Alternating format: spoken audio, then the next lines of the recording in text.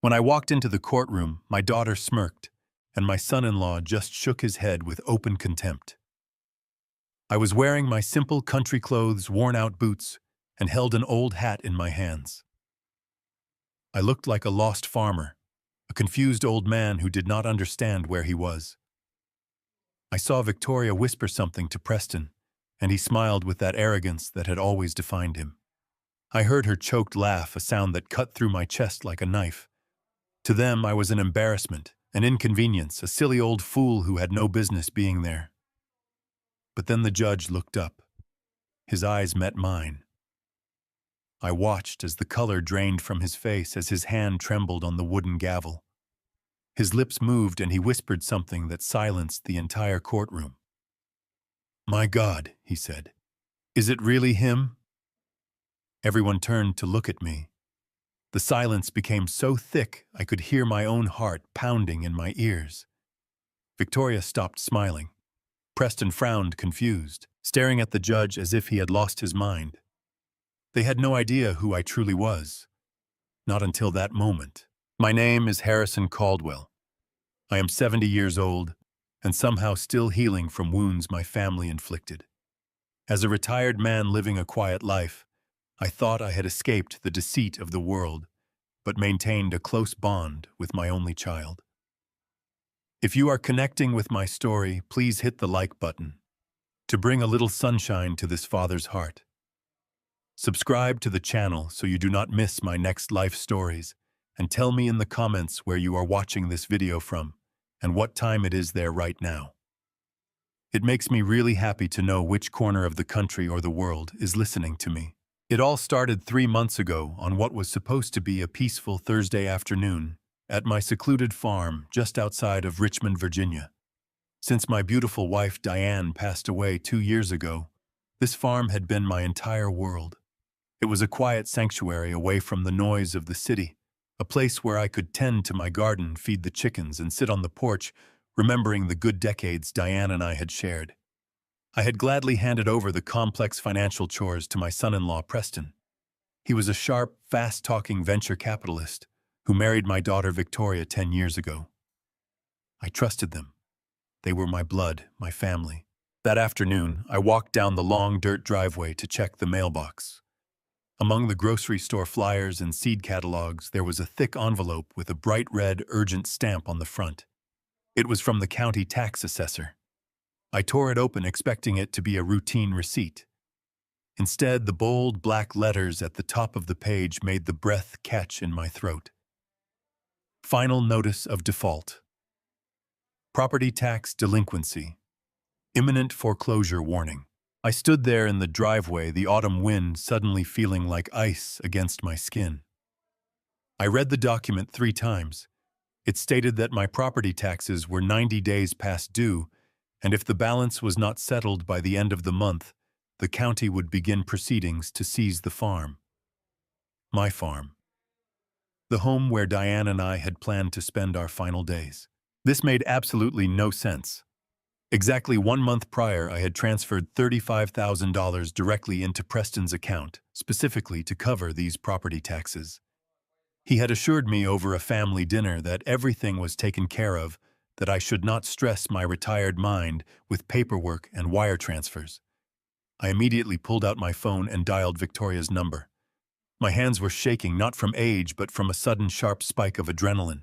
She answered on the 4th ring, her voice carrying the background noise of a busy upscale restaurant. "Hello, Dad. I'm in the middle of a lunch meeting. Can I call you back?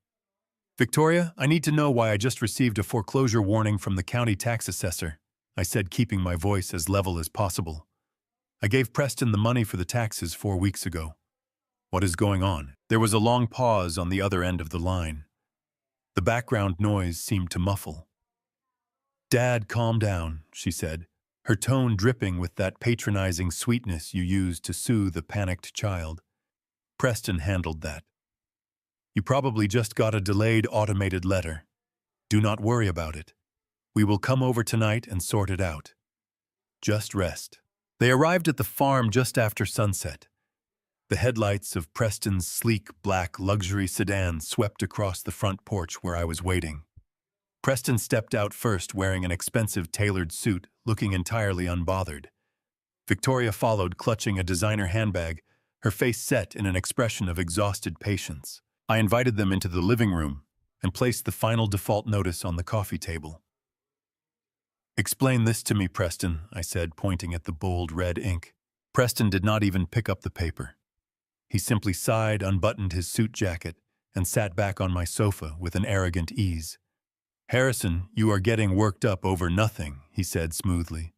"I paid the taxes weeks ago.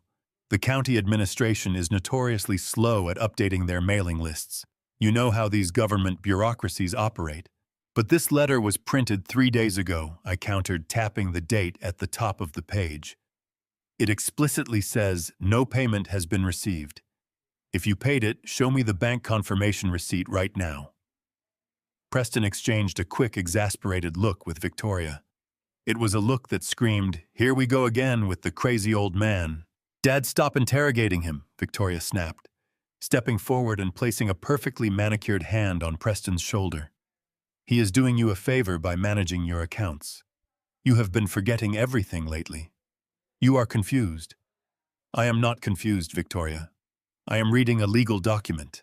"You are confused, Dad," she insisted, raising her voice just enough to dominate the room. Her eyes locked onto mine, unyielding and cold. "Do you not realize how bad your memory has gotten? Last week you forgot the name of my new dog. 2 days ago you called me asking what day it was. And yesterday—" She paused, letting out a dramatic, trembling breath. "Yesterday we stopped by while you were napping, and the gas stove was left on. The whole kitchen smelled like a leak. You could have blown up the entire house and died, Dad. We had to turn it off and open all the windows." The room went dead silent. The only sound was the ticking of the old grandfather clock in the hallway. I stared at my daughter, feeling the ground beneath my boots turn to ash. The gas stove. For a fraction of a second, my mind played tricks on me. I imagined the smell of gas. I remembered the warmth of that kitchen. Diane used to stand at that exact stove humming to old jazz records while she simmered her famous Sunday pot roasts. The aroma of garlic and rosemary used to fill these walls, making this empty house feel like a home. But when Diane lost her battle with sickness 2 years ago, the music stopped. The cooking stopped. I looked toward the kitchen archway. I had not turned on that gas stove in exactly 2 years. I lived exclusively on cold sandwiches, microwave meals, and coffee from an electric maker. I had even shut off the main gas valve behind the appliance months ago because I had no use for it. It was physically impossible for me to have left the stove on yesterday. A terrifying, icy realization washed over me. I was not losing my mind. My daughter was deliberately lying to my face. Why? Why would she make up a story about me almost blowing up the house? Why would Preston look so completely calm about a missing $35,000? I looked at their faces again. Victoria was performing the role of a highly concerned, stressed-out daughter flawlessly. Preston was playing the patient, misunderstood son-in-law. If I were just a regular grieving old farmer, I would have broken down right then and there. I would have apologized for my declining memory. I would have surrendered my independence to them. But they had forgotten one crucial detail about my past. Before I moved to this farm, before I became the quiet old man who tended to chickens, I spent 30 years as a federal prosecutor. I had stared into the eyes of the most ruthless, manipulative white-collar criminals in the country. I knew exactly what a lie looked like. I knew the subtle micro-expressions of a sociopath cornered in a lie. I was seeing those exact same expressions right now on the faces of my own family. My gut screamed at me to throw them out, to demand my money back, to rip the truth out of them. But my old prosecutor instincts kicked in cold and calculating. If I confronted them now without solid proof, they would escalate their narrative. They would use my anger as further proof of my supposed mental instability. To win this war, I had to play their game. I had to let them believe they had won the battle. I let my shoulders slump. I forced my hands to shake a little more visibly. I looked down at the floor, imitating the posture of a defeated, confused senior citizen. I... I left the stove on, murmured, letting my voice crack with manufactured vulnerability. Yes, Dad, Victoria said, her voice instantly softening into that fake, sugary tone. It terrified us. You are getting older. The grief is catching up to you. You cannot handle all this stress anymore. I slowly nodded, keeping my eyes averted so she could not see the absolute rage burning behind them. You might be right, I whispered. I am just so tired. Preston stood up, buttoning his jacket with a satisfied smirk. Do not worry about the tax notice, Harrison. I will call the county assessor on Monday and clear up their clerical error. You just focus on resting. We will take care of everything. As they walked out the front door, leaving me alone in the quiet farmhouse, I stood by the window and watched their luxury car disappear down the dark road. My sadness evaporated, replaced by a cold, hardened resolve. They thought I was a clueless old man waiting to die. They thought they could steal my money and gaslight me into an asylum. But they had just woken up a sleeping lion. The hunt had officially begun. The morning after their visit, Victoria showed up at the farm before the sun had crested the horizon. She walked into my kitchen holding a small, unmarked amber prescription bottle. She set it on the granite counter next to my coffee maker, with a soft, patronizing smile. Dad, I spoke with Dr. Aris this morning, she said, pouring me a cup of coffee. He agrees with Preston and me. The grief, the isolation is taking a toll on your cognitive functions. He prescribed these vitamins to help support your memory and keep you sharp. I stared at the little amber bottle. It looked innocent enough. Just a plastic cylinder filled with small white capsules. But a voice in the back of my head, a very old, very cynical voice that had interrogated mob bosses and embezzlers, whispered to me, do not take them. I knew I should listen to that sharp instinct. It had kept me alive in courtrooms for decades without fail. But she was my daughter. She was the little girl I had taught to ride a bicycle, the teenager I had proudly sent off to college, the woman I had walked to marry Preston. How could I let my paranoid prosecutor brain accuse my own flesh and blood of foul play over a forgotten gas stove? I convinced myself that the stress of the foreclosure notice was making me jumpy. I needed to trust my family. So I unscrewed the cap, took out a pill, and swallowed it with my coffee. Victoria beamed, kissing me on the cheek before grabbing her coat and leaving for the city. She told me she would text me every morning to make sure I took my medicine. And for the sake of family peace, I did exactly what I was told. Within exactly 2 long weeks, my entire physical reality began to warp into a nightmare. It started as a subtle heaviness behind my eyes, a dark, persistent, muddy fog that seemed to settle heavily over my brain by mid-morning. I used to wake up easily at 5 daily to tend to the vegetable garden and read the financial papers. By the end of the first week on the pills, I was struggling to drag myself out of bed before 10. My legs felt like they were filled with wet sand. Every step took an effort. I would sit on the edge of the mattress, gasping for air like a drowning man. Then came the tremors. I noticed it first while trying to sign a delivery receipt for some chicken feed. My hand shook so violently that the pen slipped from my fingers, clattering onto the porch. The delivery driver looked at me with a sense of deep, uncomfortable pity. It was the kind of look you give a dying animal. It made my stomach turn. By the second week, the mental fog had thickened into a solid wall. Thoughts would form in my head, sharp and clear, only to dissolve into white noise before I could articulate them. I found myself staring at the living room wall for hours, unable to remember what I was supposed to be doing. The brilliant legal mind that had spent decades outsmarting the most devious criminals in the country was being reduced to mush. I felt like a prisoner trapped inside a failing body. Every memory of Diane, every detail of our life together felt painfully distant and utterly unreachable. But despite the lethargy dragging me down, a singular thought kept piercing through the fog. The tax default notice. Preston had promised he would call the county and fix the error. He had sworn my $35,000 was exactly where it needed to be. but the paranoia had taken root. I needed to know for certain.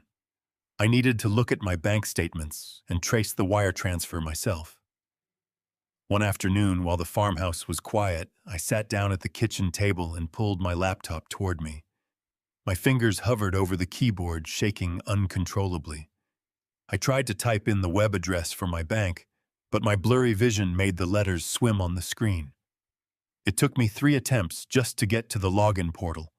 The bright screen glared back at me, mocking my sudden incompetence. I wiped the sweat from my brow. I clicked on the username field. I typed it in. Then I moved to the password box. I stared at the blinking cursor. My mind went blank. I closed my eyes, rubbing my temples, trying to force my brain to work. I had used the same password for this account for 5 years. It was a combination of Diane's maiden name and our anniversary year, a simple sequence that was burned into my memory. But when I reached into the filing cabinet of my mind to retrieve it, the drawer was empty. There was nothing there, just a cloud of white noise. Panic began to bubble in my chest. My breathing turned shallow and rapid.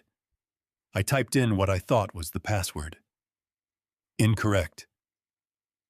I tried a variation. Perhaps I had capitalized the wrong letter. Incorrect. My hands were trembling so badly that I was hitting the wrong keys. I hit the enter button a 3rd time. A red warning box flashed on the screen. Your account has been temporarily locked due to multiple failed login attempts. Please contact customer service. I shoved the laptop away, my heart hammering against my ribs.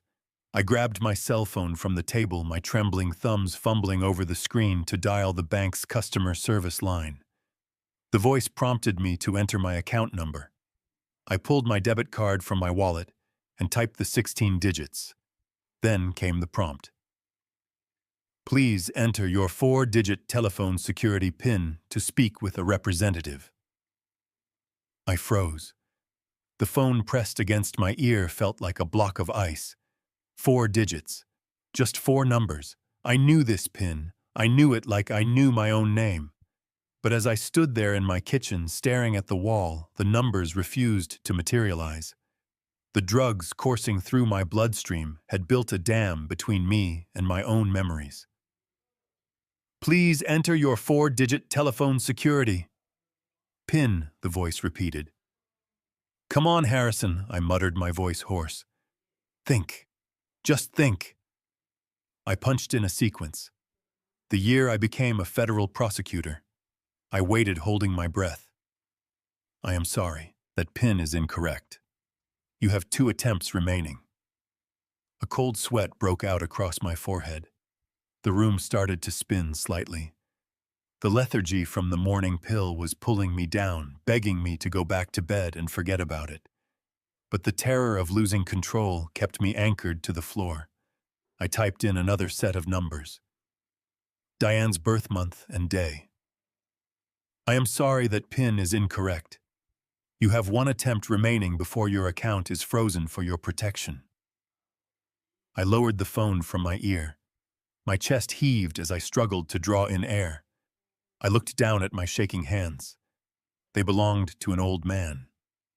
They did not look like the hands that had once slammed legal briefs onto mahogany tables demanding justice. They looked weak. I felt weak. I hit the end call button and let the phone drop onto the table. The silence of the farmhouse crashed down on me, heavy and suffocating. I sank into a chair, burying my face in my trembling hands. For the first time since Diane died, I felt completely terrified. I was locked out of my own finances. I had no way to verify if Preston had stolen my $35,000. I had no way to prove that the foreclosure notice was real. And worst of all, I was losing the only weapon I had left to fight back. My own mind. Victoria and Preston had insisted these pills would clear my head. They had looked me in the eye and promised they were helping me. But as I sat there shaking and confused, unable to remember a 4-digit number, a chilling realization sliced through the haze. They were not trying to cure me. They were trying to erase me. The next few days passed in a blur of agonizing clarity mixed with chemical exhaustion. I knew the pills they were giving me were poison, But I also knew that if I suddenly stopped taking them completely, Victoria and Preston would know I had figured out their game. I had to maintain the facade. I continued to take the pills when Victoria was watching, secretly spitting them into my palm and hiding them in my pockets. But enough of the drug was already in my system to keep my hands trembling and my mind wading through thick mud. They visited again on a Sunday morning, bringing an expensive box of pastries from downtown Richmond. Victoria breezed through the front door with her usual counterfeit cheerfulness, loudly asking how her favorite father was doing. Preston trailed behind her, checking his watch, radiating impatient obligation. I was standing by the kitchen counter trying to pour a cup of black coffee.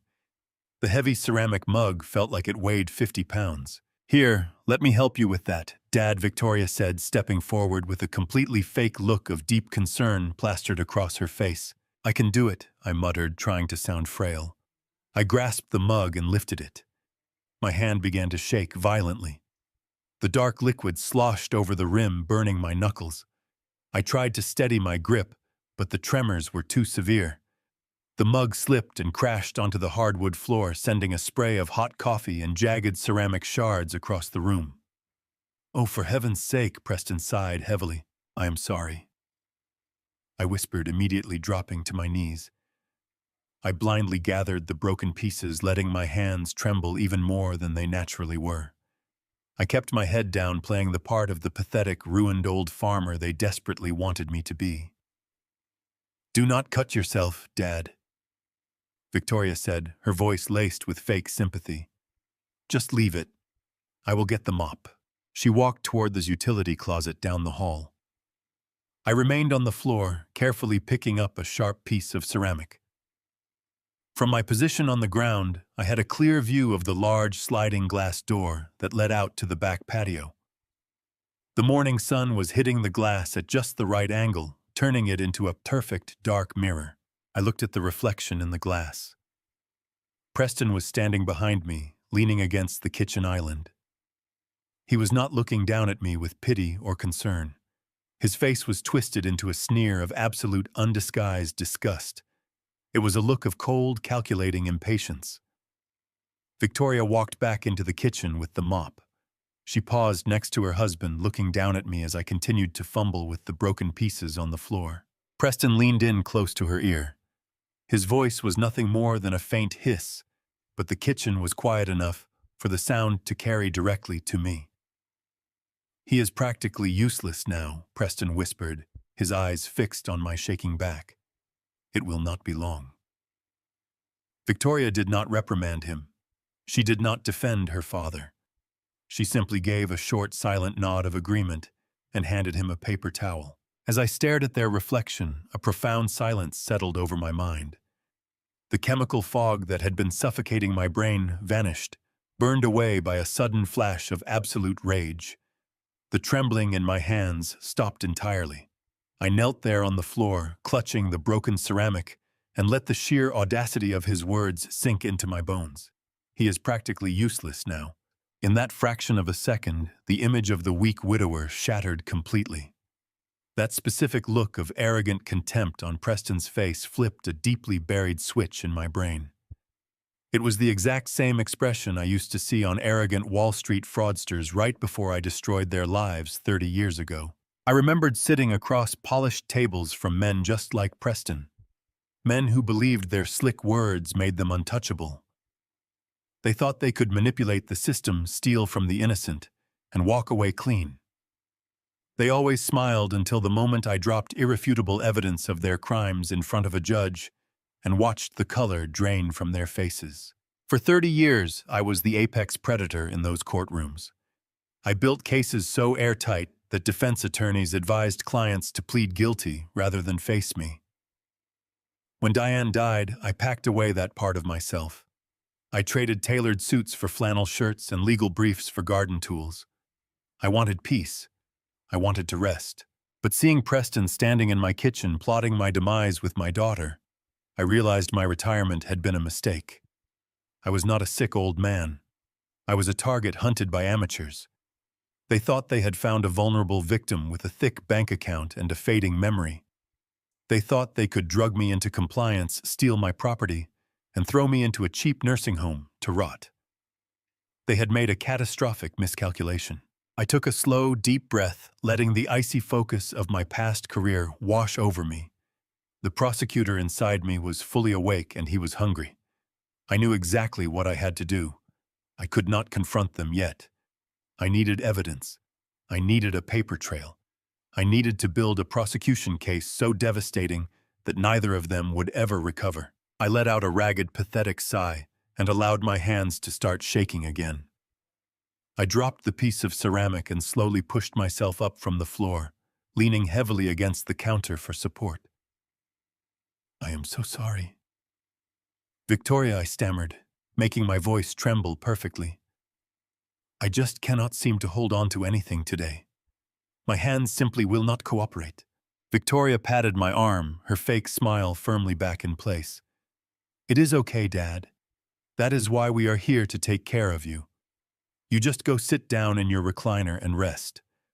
I will clean up this mess." I nodded meekly and shuffled slowly toward the living room, dragging my feet exactly the way a heavily medicated man would. I slumped into my old leather armchair, closing my eyes as if I were exhausted by the simple effort of walking. In reality, my mind was racing at 1,000 miles an hour. Every detail of the room, every word they had spoken, every financial transaction I could remember was being categorized and filed away for future use. I listened to the sound of Victoria mopping the kitchen floor and Preston typing away on his expensive smartphone. They felt secure in their deception. They genuinely believed the hardest part of their plan was over. They had no idea that the real game had just begun. The battle lines were drawn in the spilled coffee on my kitchen floor, and I was going to ensure that when the dust settled, I would be the only one left standing. The next morning, the routine played out exactly as it had for the past 2 weeks. Victoria called at 8 to ensure I was awake and to remind me to take my medicine. I kept my voice weak and raspy, assuring her I had the bottle right in my hand. I unscrewed the cap, took out one of the small white capsules, and walked into the bathroom. I stared at my reflection in the mirror. My eyes were bloodshot, and my skin held a sickly, pale hue. I tossed the pill into the toilet and flushed it away. I watched the swirling water carry it out of sight, and with it went the last shred of blind trust I held for my daughter. Over the next 48 hours, I repeated this performance. Every morning and every evening, a pill went down the drain. The withdrawal was brutal. My body ached with deep muscle cramps and relentless headaches pounded behind my temples as the chemical sludge filtered out of my system.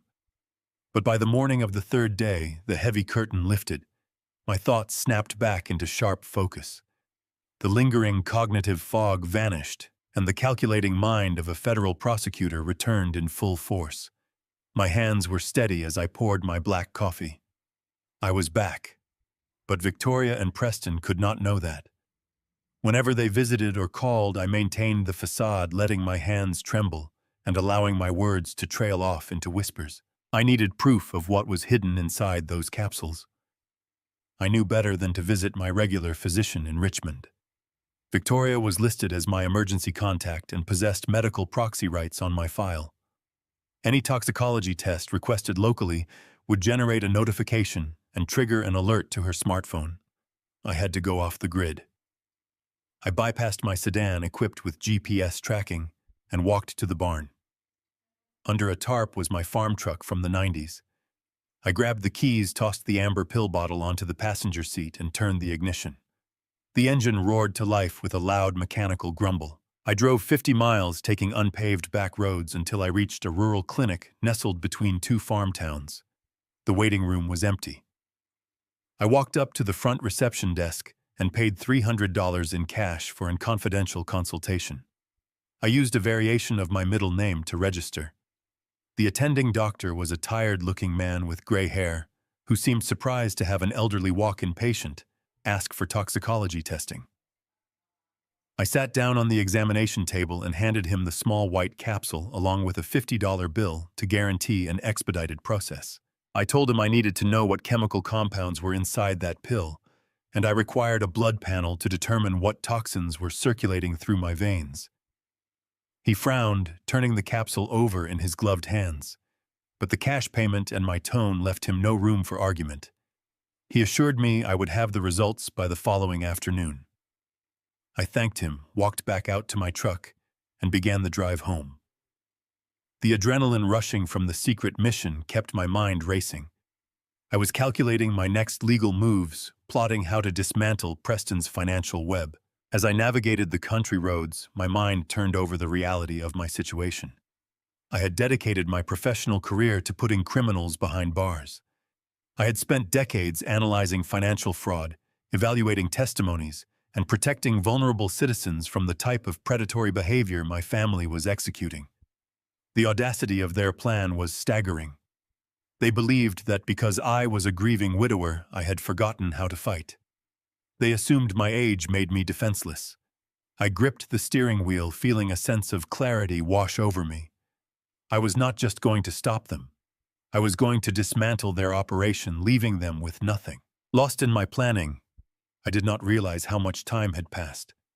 I glanced down at the dashboard clock. It was almost noon.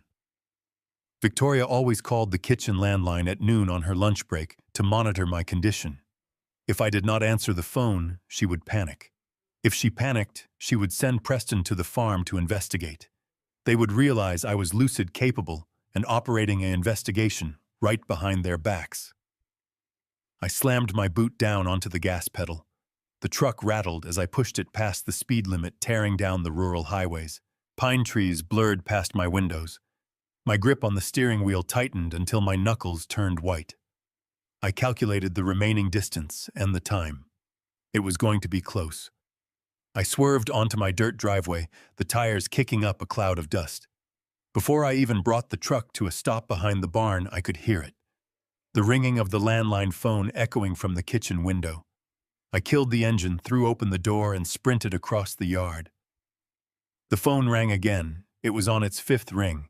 One more ring and she would hang up and assume the worst. I tore open the screen door, lunged across the kitchen floor, and snatched the receiver off the wall mount just as the sixth ring began. I held the phone to my chest for 1 second. I forced my heart to calm down. I let out a breath and brought the receiver to my ear. "Hello," I said, my voice trembling and raspy. "Dad," Victoria's voice barked through the speaker. "I was about to call Preston and have him drive out there. Is everything all right?" "I am sorry, sweetheart," I mumbled, forcing a chuckle. I was out on the porch. It took me a minute to remember where the ringing was coming from. "My legs are so heavy today. I think the medicine is making me sleepy." She let out a sigh. The tension in her voice vanished, replaced once again by that artificial sweetness. "Oh, Dad. You need to be careful. Do not push yourself. The vitamins are doing their job, helping your brain heal. Did you take your morning dose?" I looked at the empty amber bottle resting in my pocket. "Yes, Victoria," I whispered, staring at the kitchen wall. "I took it exactly like you told me to. I am following all your instructions." "Good," she replied. "Preston and I will come by this weekend to check on things. Just stay in the house, Dad. We will handle everything from here." I hung up the phone slowly and let the false facade drop completely. I stood tall in the very center of the quiet kitchen, my breathing steadying my old mind sharp and clear. The trap was set, and the greedy hunters had no idea they were walking into a cage. The telephone rang just past 2 in the afternoon the next day. I let it chime 3 times before picking up the receiver, ensuring my breathing was calm and measured. It was the doctor from the rural clinic, exactly as promised. He did not bother with pleasantries. His voice was tight, carrying a weight of deep professional concern that immediately set my nerves on edge. He asked if I was sitting down. I told him I was standing, but that my mind was perfectly clear and ready for whatever he had to say. He explained that this blood panel and the chemical breakdown of the capsule had yielded highly disturbing results. The pills my daughter had given me were not vitamins. They did not contain a single trace of any dietary supplement. They were a concentrated generic formulation of a potent antipsychotic medication, a drug specifically designed to treat extreme cases of acute schizophrenia and violent psychotic episodes. The dosage in those capsules was dangerously high, especially for a man of my age. The doctor explained that introducing such heavy neuroleptics into a healthy brain would rapidly mimic the late stages of severe dementia. It forces the nervous system to shut down.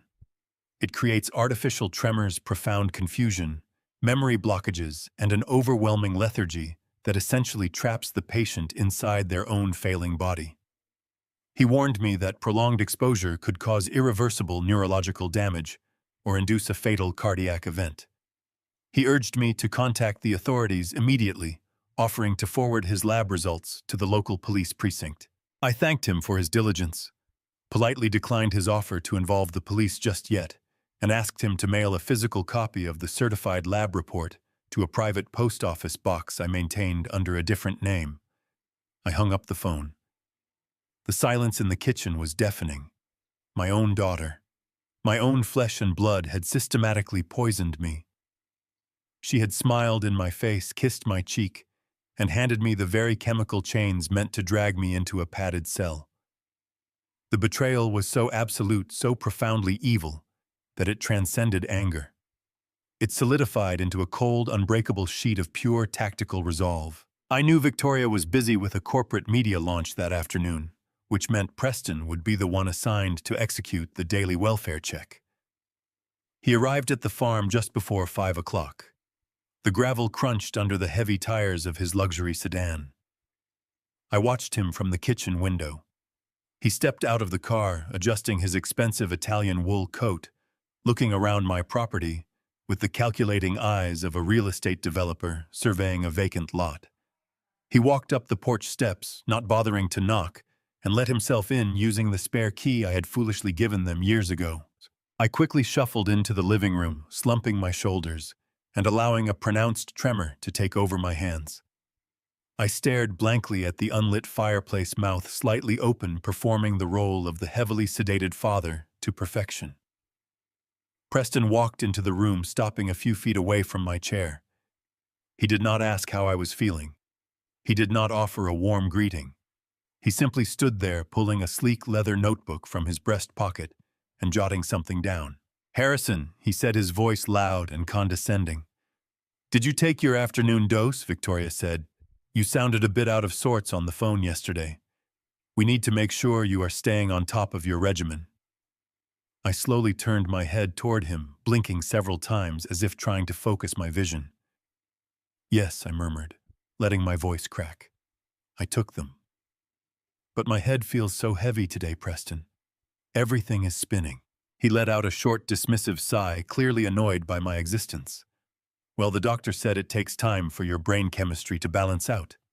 You just need to sit quietly and let the medication do its work." As he spoke, he reached into the right pocket of his wool coat to retrieve his ringing cell phone. When he pulled the phone out, the fabric of the pocket pulled back just enough for me to catch a glimpse of something metallic reflecting the afternoon light. It was a small, uniquely shaped brass key attached to a heavy silver ring. I recognized it instantly. It was the master key to the heavy floor safe hidden behind the false paneling in my study. A month ago, when I first noticed the key missing from my nightstand, Victoria had spent an hour helping me search the house. She had held my hands, looked me in the eye, and gently told me that my memory was failing, that I must have misplaced it during one of my confused episodes. She had used my own missing property as the first brick in her foundation of gaslighting. And all along, that key had been resting comfortably in her husband's pocket. I needed that key. If they were accessing my safe, they were accessing the original deeds, the bearer bonds, and the legal structures of my entire estate. I knew I had to get it back right then and there, but I could not simply demand it. If I confronted him, he would know the dementia was a ruse. I had to steal it. During the late 80s, I spearheaded a massive federal takedown of a vast organized crime syndicate operating out of the eastern seaboard. To build my case, I had relied heavily on a street-level informant named Jimmy, a master pickpocket, who had turned state evidence. During our many long hours in the safe house, Jimmy had taught me the mechanics of the dip. He explained that successful theft was not about speed, but about misdirection. You had to create a physical shock, a sudden overwhelming point of contact that overloaded the target's sensory perception, making them completely blind to the subtle movement of your hands. I never in my wildest dreams imagined I would employ a mobster's street trick against my own son-in-law in my own living room. I gripped the armrests of my chair and began to push myself up. I made my legs shake violently. Preston. I need water, I gasped. He rolled his eyes and took a step toward me. Just sit down, Harrison. I will get it from the kitchen. As he reached out to push me back into the chair, I executed the maneuver. I allowed my eyes to roll back into my head. I let all the tension drain from my knees, completely simulating a sudden massive fainting spell. My dead weight collapsed forward directly into Preston. He grunted in surprise, dropping his phone on the carpet, as he instinctively threw both of his arms around my torso to catch me. His hands gripped my shoulders tight, his entire focus consumed by the sudden physical burden of my collapsing body. He was completely overloaded by the shock of the moment. In that exact second, while his attention was entirely focused on keeping us both from crashing to the floor, my right hand slipped smoothly and silently into the open pocket of his wool coat. My fingers brushed against the cold metal of the brass key. I pinched it between my index and middle finger, sliding it out with a fluid, practiced motion. I immediately tucked the key into the waistband of my trousers, pulling my sweater down to conceal it. The entire extraction took less than 2 seconds. "What is wrong with you?" he snapped, struggling to push my heavy frame back into the leather armchair. "Stand up, Harrison. Come on, sit back down." I let him maneuver me back into the seat. I slumped against the cushions, letting out a long, ragged breath, blinking wildly, as if I had just regained consciousness. "I am sorry," I whispered weakly. The room just went completely black. I felt so dizzy. Preston dusted off his expensive coat with a look of utter revulsion. He bent down to retrieve his fallen phone, completely unaware that his pocket was now lighter. "This is exactly why you cannot be left alone anymore," he muttered, typing a rapid message on his screen. "You are becoming a massive liability. I will get you a glass of tap water, and then I have to leave. I have a business meeting." He turned his back on me and marched toward the kitchen. The moment he was out of sight, I reached into my waistband and pulled out the brass key. The metal felt heavy and cold against my palm. I gripped it tightly, feeling the sharp edges press into my skin. It was not just a piece of metal. It was the key to my survival. It was the proof that they were already inside my vault, dismantling my life from the inside out. Preston returned, shoving a glass of water onto the side table. "Drink that and stay in this chair," he ordered. "Victoria will call you tonight." I nodded slowly, keeping my hands folded in my lap, hiding the stolen key. "Thank you, Preston," I murmured. "You are a good son." He sneered, turned on his heel, and walked out the front door. I listened to his luxury car start up and crunch its way down the driveway. I did not move until the sound of the engine completely faded into the distance. Then I sat up straight. The tremors vanished. The weakness evaporated. I looked down at the brass key resting in my palm. The rage that had been simmering in my chest crystallized into pure, unadulterated purpose. They had poisoned my body. They had insulted my intelligence. Now they were robbing my vault. The time for hiding was over.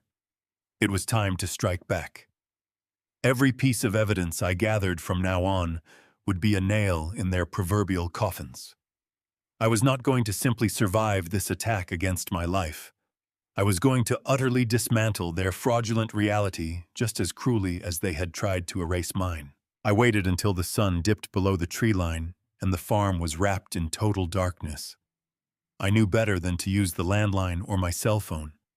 If Preston and Victoria were bold enough to drug me and steal the key to my safe, they were certainly capable of monitoring my call logs.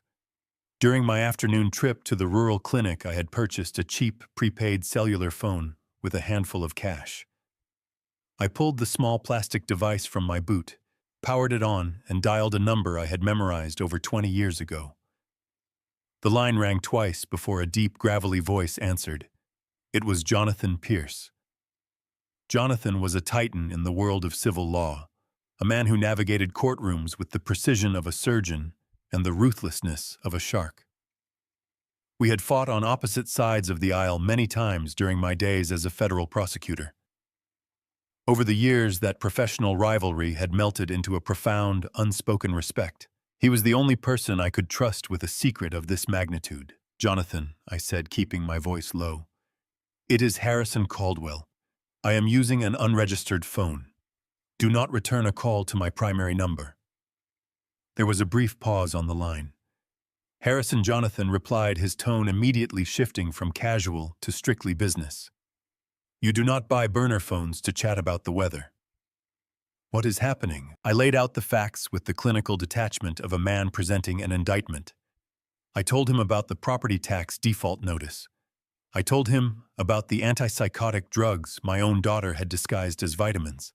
I told him about Preston stealing the key to my hidden floor safe. I did not offer emotional commentary. I simply gave him the evidence. I reminded him that if this failed, I would lose everything I had built for my family, my land, and my freedom. He promised me he would move heaven and earth to prevent that. Jonathan remained silent for a long moment after I finished. When he finally spoke, his voice carried a quiet, terrifying anger. "They are setting you up for a fraudulent conservatorship, Harrison. They are trying to medically establish your incompetence so they can seize your assets. We need to document their actions immediately. I need eyes inside my own house," I told him. "I need them to catch Preston opening that safe. But it has to be completely off the books. No official security companies. No paper trails they can find." "I have a private technical team," Jonathan assured me. "Former federal surveillance experts who work exclusively for my firm. They are discreet and they are fast. I will send them to your farm tonight. Leave the back door unlocked." The hours before midnight crawled by with agonizing slowness. I sat in the dark living room watching the faint moonlight filter through the curtains. I ran through every possible legal scenario in my head. I was no longer a father trying to understand his child. I was an investigator building a trap. Precisely at midnight, 2 unmarked dark sedans rolled silently up my dirt driveway. The headlights were extinguished.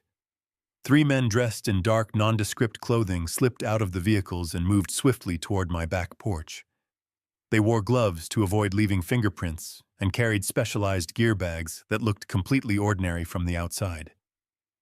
I unlocked the heavy wooden door and let them inside. They did not ask questions. They offered no pleasantries. They simply went to work with a level of quiet professionalism that instantly put me at ease. The lead technician, a tall man with sharp eyes, handed me a secure tablet.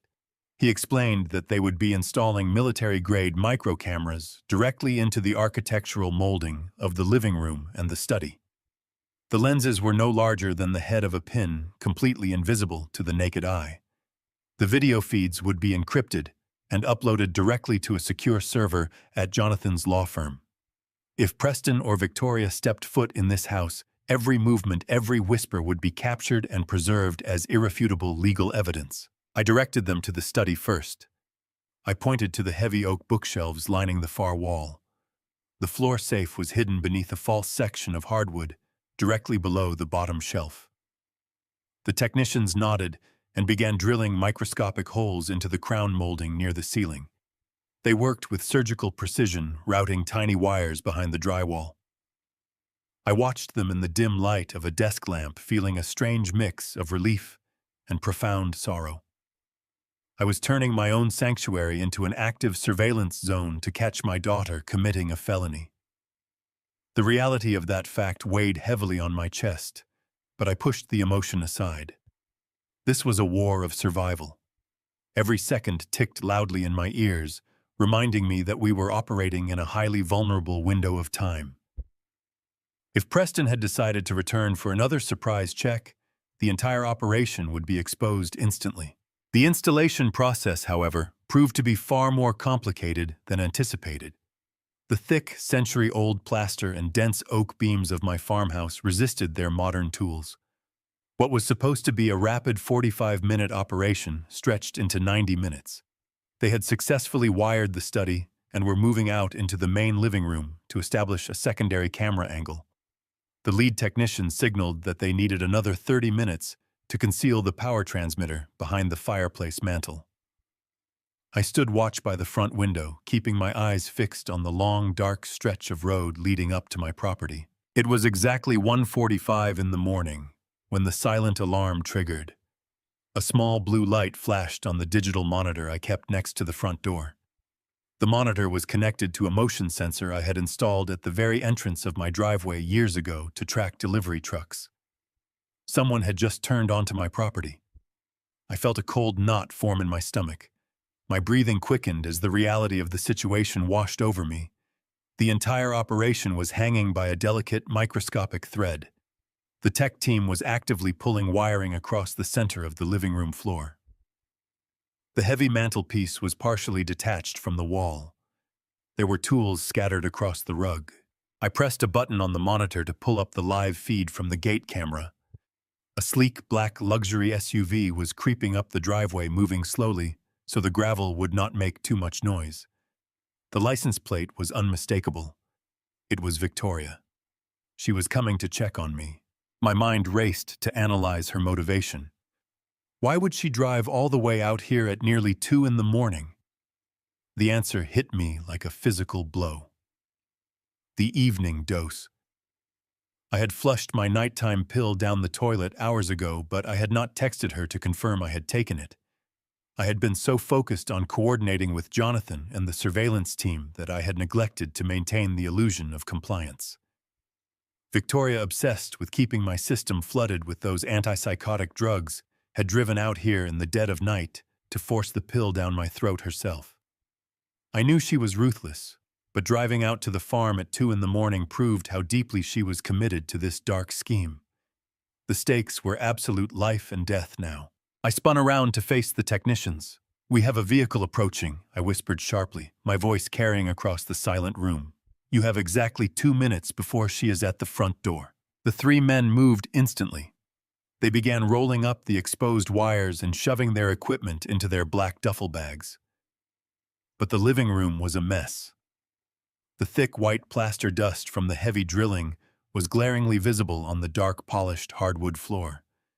The mantelpiece was still slightly misaligned. There was absolutely no way they could pack their gear, clean the evidence, and exit the house without Victoria noticing the disruption. The bright headlights of her SUV swept across the front windows, casting long, terrifying shadows across the living room walls. I could hear the crunch of the tires as she pulled the vehicle to a stop right behind the unmarked sedans belonging to the tech team. She would see those cars. She would see the dust. She would realize the trap was being set, and the entire prosecution would crumble before I could even file a single document. I needed to buy them time. I needed to create a distraction so monumental and so disturbing that she would forget about the strange cars, forget about the dust on the floor, and focus entirely on me. I looked at the lead technician. "Go out the back window," I ordered quietly. "Do not stop moving until you reach the tree line. I will handle her and buy you the minutes you need." The heavy slam of a car door echoed through the cold night air.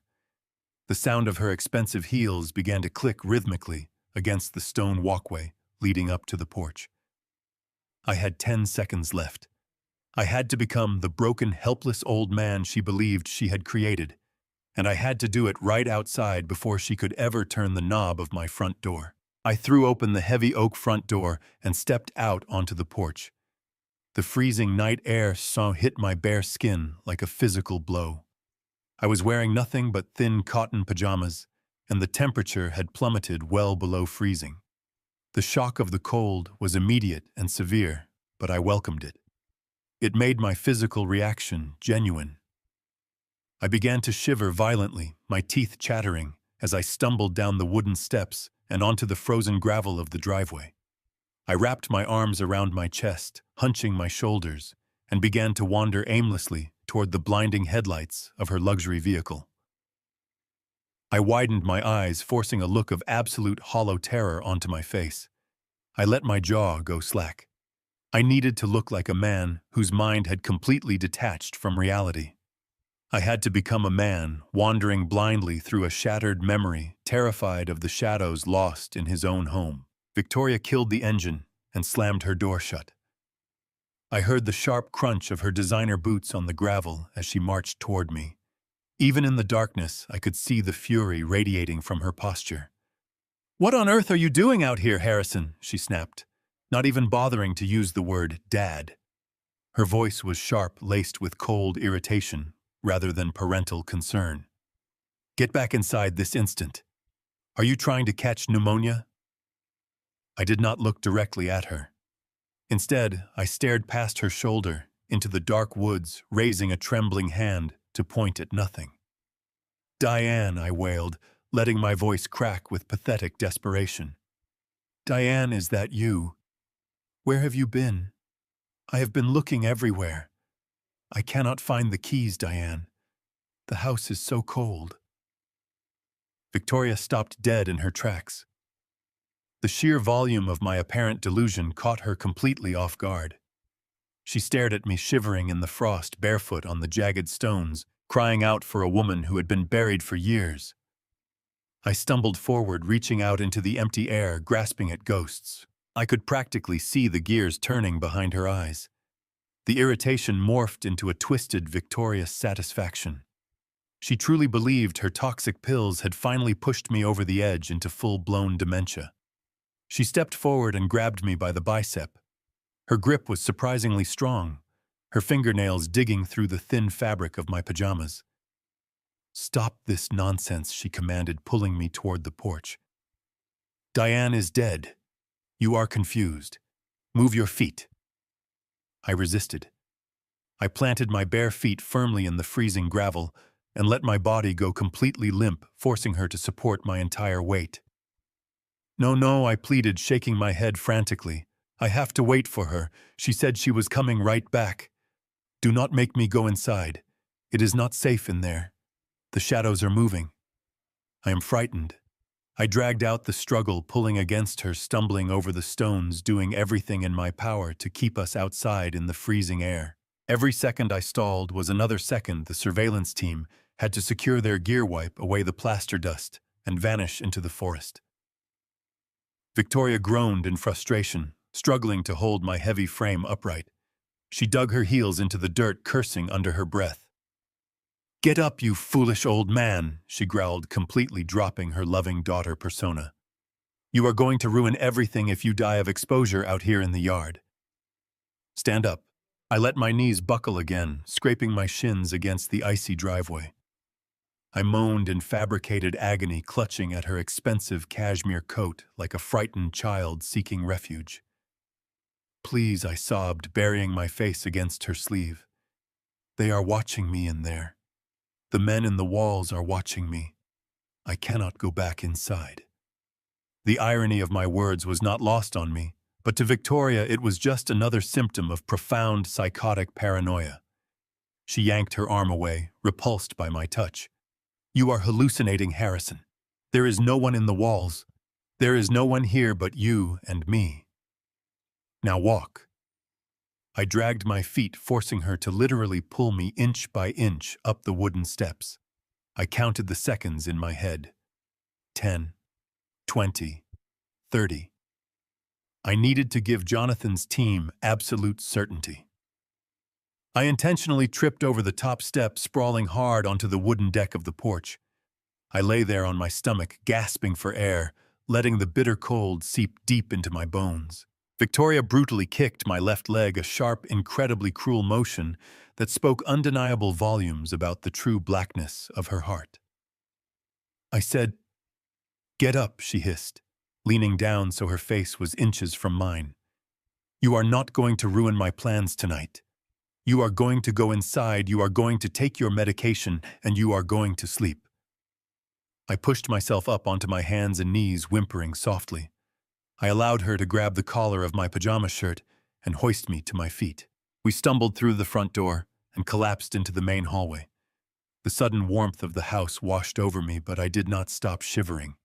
I sank against the wall, pulling my knees to my chest and rocking back and forth. Victoria stood over me, panting heavily from the physical exertion. She smoothed down her expensive coat and glared at me with absolute contempt. She did not immediately look toward the living room. Her attention was entirely focused on managing the pathetic creature cowering at her feet. I risked a quick, subtle glance down the hall. The living room was perfectly dark. The heavy power tools were gone. The backsliding door was shut tight. The thick layer of white plaster dust had been hastily swept away. The tech team had vanished like phantoms in the night. "Stay right there," she ordered, turning on her heel and marching toward the kitchen. "Do not move a single muscle." I listened to her open the glass cabinets, running the cold tap water into a small plastic cup. She returned holding water and a white capsule. "You missed your nighttime dose," she said coldly, crouching down to my level. She shoved the pill against my lips. "Open your mouth and swallow this right now." I whimpered, but obediently opened my mouth. I placed the pill on my tongue, took a large gulp of water, and swallowed hard, making sure she saw my throat move. She watched me closely, waiting a full minute to ensure I had not hidden it. What she did not know was that I had already trapped the capsule inside my cheek. Satisfied, Victoria stood up, gave me a look of disgust, and left. As her car drove away, I spat the pill out. I looked up at the crown molding. A tiny red light blinked once. The cameras were live. The silent hunt for their ultimate destruction had officially begun. The silent hunt for their ultimate destruction had officially begun. The following morning broke with a heavy gray overcast that mirrored the cold determination settling deep into my bones. I sat alone at the kitchen island, a steaming mug of black coffee resting untouched beside the encrypted tablet Jonathan had provided. My hands were perfectly steady. The house was quiet save for the rhythmic ticking of the grandfather clock in the hallway. I powered on the tablet, entering the complex sequence of passcodes Jonathan had instructed me to use. The screen flickered to life, dividing into multiple high-definition grids. The visual clarity was astonishing. I could see every corner of my living room and every shadow in my study, all captured through microscopic lenses, completely invisible to the naked eye. I pulled the cheap burner phone from my pocket and dialed Jonathan. He answered on the first ring, his voice crisp and strictly professional. "We have secure feeds," Jonathan said. "No trace of interference. I have my forensic accounting team monitoring the stream from our dedicated server. We are waiting for your son-in-law to make his move." I did not have to wait long. At exactly 2 o'clock in the afternoon, the crunch of gravel signaled the arrival of a vehicle. I was sitting in my bedroom, intentionally leaving the main areas of the house empty. I had sent a text message to Victoria an hour earlier claiming I was feeling incredibly weak and was going to take a long medicated sleep. She had undoubtedly relayed that information to Preston, giving him the perfect window of opportunity. I stared at the tablet screen. The front door opened with a quiet click. Preston stepped into the hallway. He moved with a practiced predatory caution, stepping lightly on the hardwood floors to avoid making the old boards creak. He paused at the base of the staircase, listening intently for any sound coming from my bedroom. Satisfied that the heavy dose of antipsychotics was keeping me unconscious, he turned and walked directly into the study. The camera, positioned perfectly in the crown molding, captured his face in pristine detail. There was no hesitation in his movements. He knew exactly where he was going and what he was looking for. I watched, my jaw clenched, as the man who had married my daughter walked around my heavy mahogany desk. He knelt on the antique Persian rug, rolling the heavy woven fabric back to expose the bare floorboards beneath. He ran his fingers along the edge of the wood, finding the hidden latch, and lifted the false panel. The heavy steel door of my floor safe was exposed. He reached into his pocket and pulled out the brass key. The very same key I had pickpocketed from him, perfectly replicated at a local hardware store, before I discreetly dropped the copy back into his coat pocket during a feigned stumble the previous evening. He inserted the copied key into the lock, turned it sharply, and pulled the heavy door open. A sickening wave of violation washed over me, as I watched him reach his hands into my private vault. He pulled out thick manila folders containing the original deeds to the farm, the property lines, the bearer bonds, and the comprehensive outlines of my financial portfolios. He spread the documents across my desk like a feast. He pulled a sleek smartphone from his jacket pocket and activated the camera. For the next 20 minutes, the high-definition feed recorded Preston meticulously photographing every single page. He captured account numbers, routing codes, signature baselines, and legal descriptions of my assets. He was building a complete digital replica of my entire estate. I watched him carefully place the folders back into the safe lock, the steel door replace the floorboard, and roll the rug back into its exact original position. He left the house as silently as he had arrived. When the screen finally showed an empty room, Jonathan spoke through the burner phone. His voice was heavy with dark realization. "Harrison. We have a massive problem," Jonathan said, his tone stripped of any professional detachment. "I put my best forensic accountants on Preston yesterday morning. I told them to dig into his venture capital firm to tear apart his public filings and find out exactly what his financial situation looks like." "What did they find?" I asked, my voice dangerously calm. "It is a sham, Harrison. The entire firm is a hollow shell company. He has not made a profitable investment in over 4 years. He has been hemorrhaging money, living completely on credit, and floating loans to maintain the illusion of a successful corporate lifestyle. But it is much worse than just being broke. He owes money, a staggering amount of money." "How much?" I demanded. $15 million, Jonathan replied, the number hanging in the air like a physical threat. "And he does not owe it to conventional banks. He owes it to a shadow banking syndicate operating out of Chicago. These are not people who send collection letters, Harrison. These are ruthless, violent creditors who specialize in high-interest, off-the-books lending to desperate executives. Preston is completely backed into a corner, and his time is running out." I stared at the blank screen of the tablet, the pieces of the puzzle rapidly snapping into place. The fake vitamins, the isolated farm, the theft of the documents. "He is using my estate," I realized aloud, the cold truth settling over me. "That is exactly right," Jonathan confirmed. "He is using your assets as collateral to appease the syndicate. He needed the photographs of your deeds and your financial portfolios to prove to these people that he has access to substantial capital. We found newly registered holding companies in Delaware. He has already forged your signature on multiple loan guarantee documents. He is pledging the farm, your investments, and everything Diane left behind to save his own life. If he defaults on this shadow debt, the syndicate will not just come for him. They will come for the farm. They will take your property through fraudulent liens, and because he is establishing a paper trail of your mental incompetence, any court would assume you simply signed away the assets in a state of confusion. The absolute brilliance of their malicious plan left me momentarily breathless. Victoria and Preston were not just greedy children waiting for an inheritance. They were desperate criminals using my life as a shield against a violent cartel. They were systematically destroying my mind with chemical restraints, so I could not fight back when the syndicate arrived to seize the farm. Every sweet smile Victoria had given me, every cup of coffee she had poured, was a calculated step toward handing my legacy over to violent criminals. I looked around my kitchen thinking of Diane. We had built this life with our own hands. We had poured our blood and sweat into this land.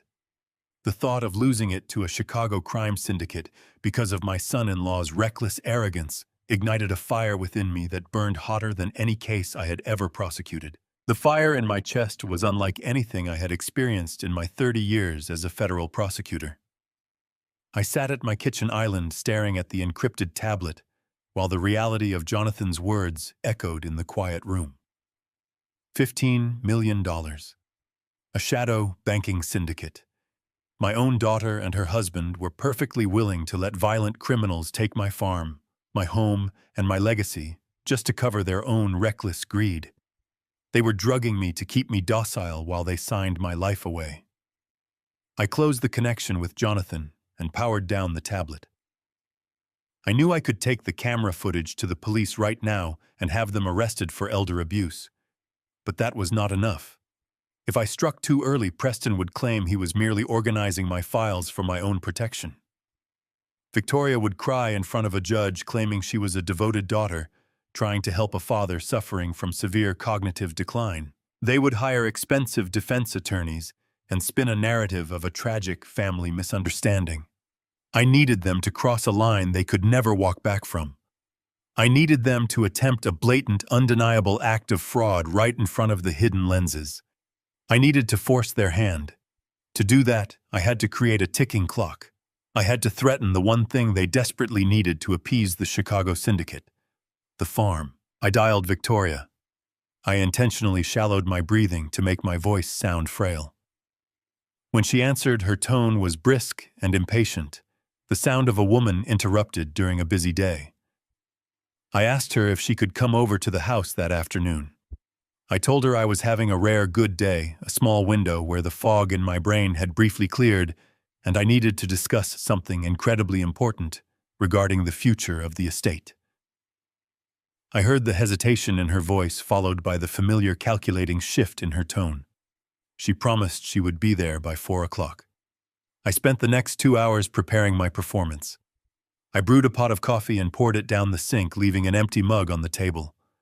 I ruffled my hair, unbuttoned the collar of my flannel shirt, and draped a heavy wool blanket over my knees as I sat in the leather armchair in the living room. I positioned myself perfectly within the optimal viewing angle of the micro camera.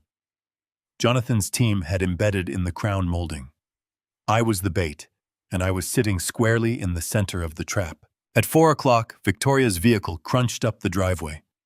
She walked through the front door a few moments later, carrying a plastic grocery bag filled with cheap soup cans, a pathetic prop to demonstrate her supposed caregiving. She set the bag on the counter and walked into the living room, stopping a few feet away from my chair. She looked at me with annoyance and forced sympathy. "You said you were having a clear day, Dad," she noted, her eyes darting around the room to ensure we were alone. "You sounded quite serious on the phone. What is going on?" I looked up at her, keeping my hands perfectly still to sell the illusion of temporary lucidity. I let my eyes well up with tears, drawing on the genuine heartbreak I felt over her betrayal. "Victoria," I began, letting my voice crack with manufactured sorrow. "I know what is happening to me. I know my mind is slipping away. The fog is getting thicker every single day. Soon I will not remember my own name, let alone the legacy we built on this land." I took a slow, rattling breath. She stepped closer, her posture stiffening. She was clearly trying to gauge whether this was a genuine moment of clarity or another symptom of the heavy antipsychotics she had been feeding me. "Oh, Dad." "Do not speak like that," she murmured, reaching out to pat my shoulder with a cold, hesitant hand. "The vitamins are helping. You just need more time." "No, Victoria," I insisted, gently pulling my shoulder away from her touch. "We both know the truth. I am losing the battle. But today, right now, my thoughts are clear. And I realize I have a profound responsibility to protect this property before I am entirely gone. I cannot let this beautiful farm decay while I sit in a nursing home. I cannot burden you and Preston with the heavy financial upkeep of this massive estate." She froze completely. Her hand hovered in the empty air between us. I watched the blood slowly drain from her face, leaving her skin a pale, sickly white. "What are you saying, Dad?" she asked, her voice dropping to a harsh, terrified whisper. I looked directly into her eyes, delivering the fatal blow with absolute precision. "I am saying that I called my estate lawyer this morning." I lied smoothly. I told him to draft the final paperwork. "This coming Monday at exactly 9 in the morning, I am signing the entire farm, the house, and the surrounding acreage over to the state agricultural charity. They will preserve the land in your mother's name forever. It is the only way to keep the property safe from developers and taxes. The estate will be gone, Victoria, but it will serve a noble purpose." Victoria stared at me as if I had just plunged a dagger into her chest. Her breathing became rapid and shallow. The meticulous, condescending mask she wore so flawlessly, completely shattered. She needed this property to satisfy the violent syndicate breathing down her husband's neck. Without the farm as collateral, Preston was a dead man, and her lavish lifestyle would crumble. But Monday, she stammered, her eyes wide with unadulterated panic. "Dad, you cannot do that. You are not thinking clearly. You cannot just give away the family inheritance on a whim. Preston and I have plans for this place. You have to cancel that meeting." I shook my head slowly, letting a gentle, resigned smile touch my lips. "No, sweetheart," I whispered softly. "My mind is made up. The lawyer is filing the documents on Monday morning. Once my signature is on that paper, the transfer is irrevocable. It will be done." She took 2 steps backward, physically reeling from the absolute finality of my statement. Her hands began to shake with the very tremors she had been trying to artificially induce in me. She grabbed her purse from the sofa, unable to formulate a coherent sentence. "I have to go," she gasped, turning abruptly toward the hallway. "I will be right back." She practically sprinted out the front door, slamming it shut behind her. I listened to the frantic roar of her engine as she sped down the driveway. The ticking clock was loud. I had given them exactly 48 hours before the estate vanished. They could not wait. They would have to strike this weekend. The bait was taken and the predators were rushing headlong into my trap. Friday morning arrived with a deceptive stillness. The heavy clouds from the previous days had broken, allowing a pale, thin sunlight to wash over the frost-covered pastures. I woke up at 5 o'clock, my mind sharper than it had been in months. The remaining chemical traces of the antipsychotics were completely gone from my bloodstream.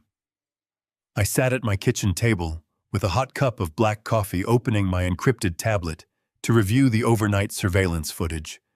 My trap was perfectly set. I had scheduled a final meeting with Jonathan Pierce for that afternoon to hand over the digital evidence, the toxicology reports, and the recorded video of Preston infiltrating my safe. We were going to file a massive federal injunction, freezing every single asset and triggering a criminal fraud investigation before the sun set. I felt a deep, resonant sense of vindication. I had outsmarted them. I was the veteran prosecutor who had lured the arrogant amateurs into a fatal legal ambush, but I had severely underestimated the sheer terrifying speed of a desperate man fighting for his life. At exactly 8:15, the tranquility of the morning was shattered by the harsh crunch of heavy tires tearing up my gravel driveway. I did not hear just one vehicle. I heard a convoy. I walked to the kitchen window and pulled back the curtain. My blood ran cold. 3 county sheriff cruisers were parked at aggressive angles across my front lawn, their light bars flashing bright blue and red against the morning frost. Behind them, a sterile white passenger van bearing the seal of the Department of Social Services blocked the main exit. Doors slammed in unison.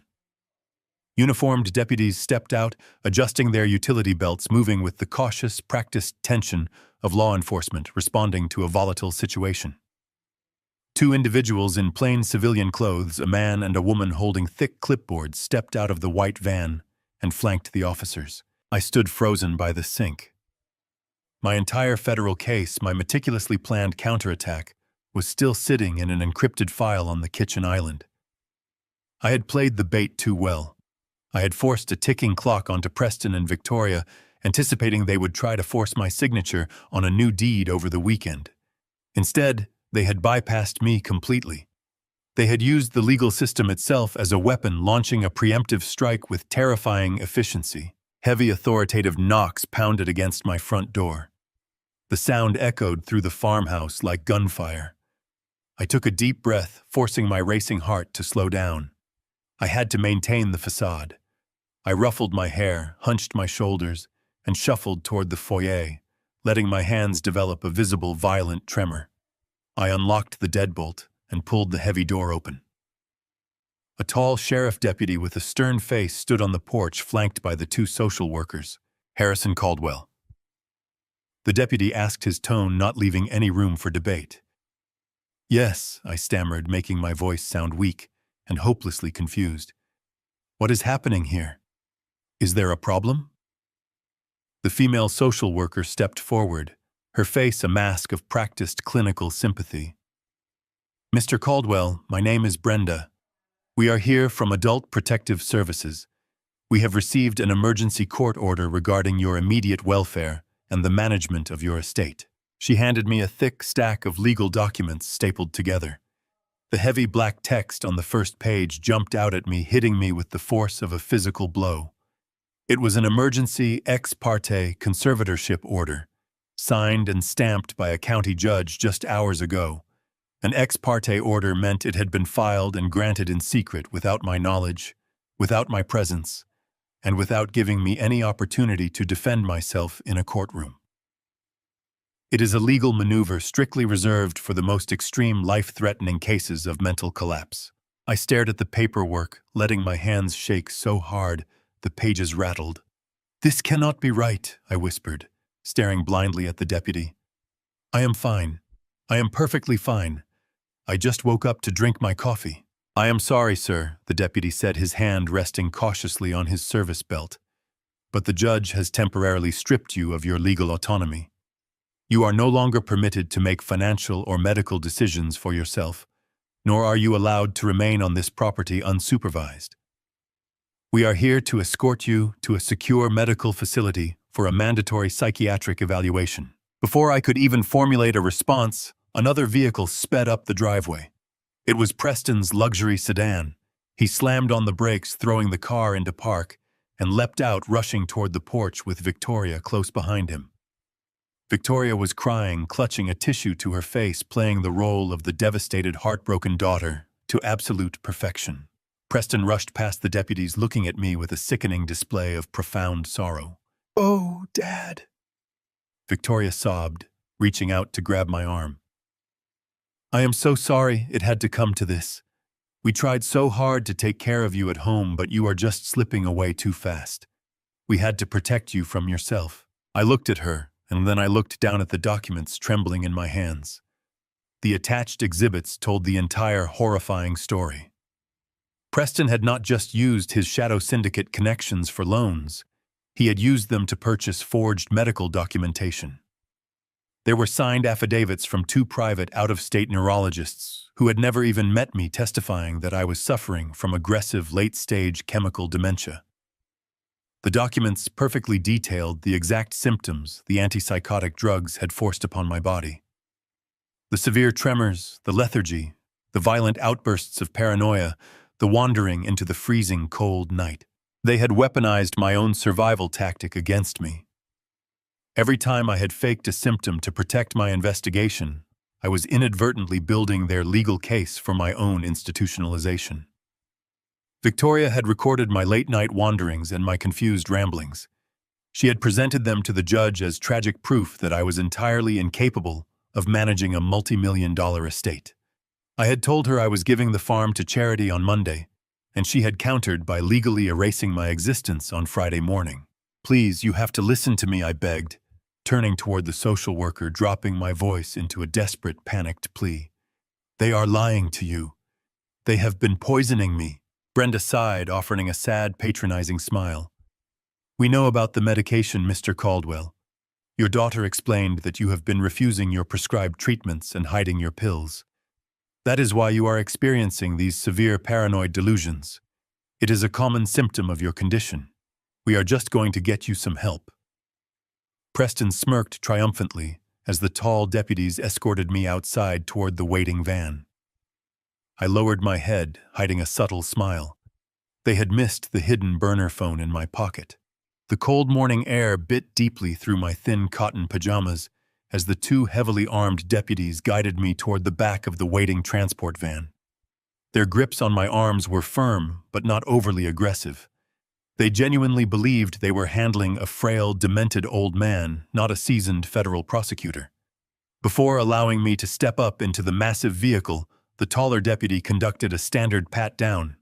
He thoroughly checked my pockets and pulled out my standard smartphone and my heavy ring of house keys. He handed them directly to Brenda, the social worker, who solemnly placed them into a plastic evidence bag. They were officially confiscating my life. But the deputy did not check the deep interior pocket of my heavy wool cardigan. That was where the small plastic burner phone sat, nestled silently against my chest. It was my very last remaining lifeline to Jonathan and reality. I stood by the open doors of the van, putting on a masterful display of manufactured confusion. I allowed my lower lip to tremble. I looked back at the farmhouse, letting my eyes dart around, as if I could not comprehend what was happening. Victoria was standing on the porch, putting on a performance that rivaled my own. She was weeping openly, her face buried in a crumpled tissue. Preston stood beside her, playing the role of the supportive husband. Brenda approached them with a look of professional sympathy. She placed a comforting hand on Victoria's shoulder, assuring my daughter that the facility would keep me safe and that the conservatorship would protect my assets from my deteriorating mind. It was sickening to watch. Victoria nodded bravely, wiping a fake tear from her cheek, and asked Brenda if she could have one last moment to say goodbye to her father. Brenda smiled gently and stepped aside, gesturing for Victoria to approach the van. The deputies loosened their hold on my arms, giving us a momentary illusion of family privacy. Victoria walked slowly down the wooden steps and crossed the gravel driveway. Her face was a portrait of absolute devastation to anyone watching from a distance. But as she drew closer, the sorrow in her eyes vanished, replaced by an icy, triumphant gleam. She stepped into my personal space, wrapping her arms tightly around my neck in what appeared to be a desperate, loving embrace. I let my head rest against her shoulder, playing the part of the bewildered patriarch. She pressed her mouth directly against my ear. Her breath was warm, but her voice was as cold as the frost covering my lawn. "Do not fight it, Dad," she whispered the words, slicing through the air like a razor blade. "You lost. We are in charge now. Just go quietly, and maybe I will put you in one of the nicer facilities." She pulled back, kissed me softly on the cheek, and let out another loud, dramatic sob for the benefit of the social workers. I looked at her, letting my hands shake, giving her the satisfaction of thinking I was terrified. She turned and walked back to Preston, burying her face in his chest. The deputies gently guided me up the steps and into the back of the transport van.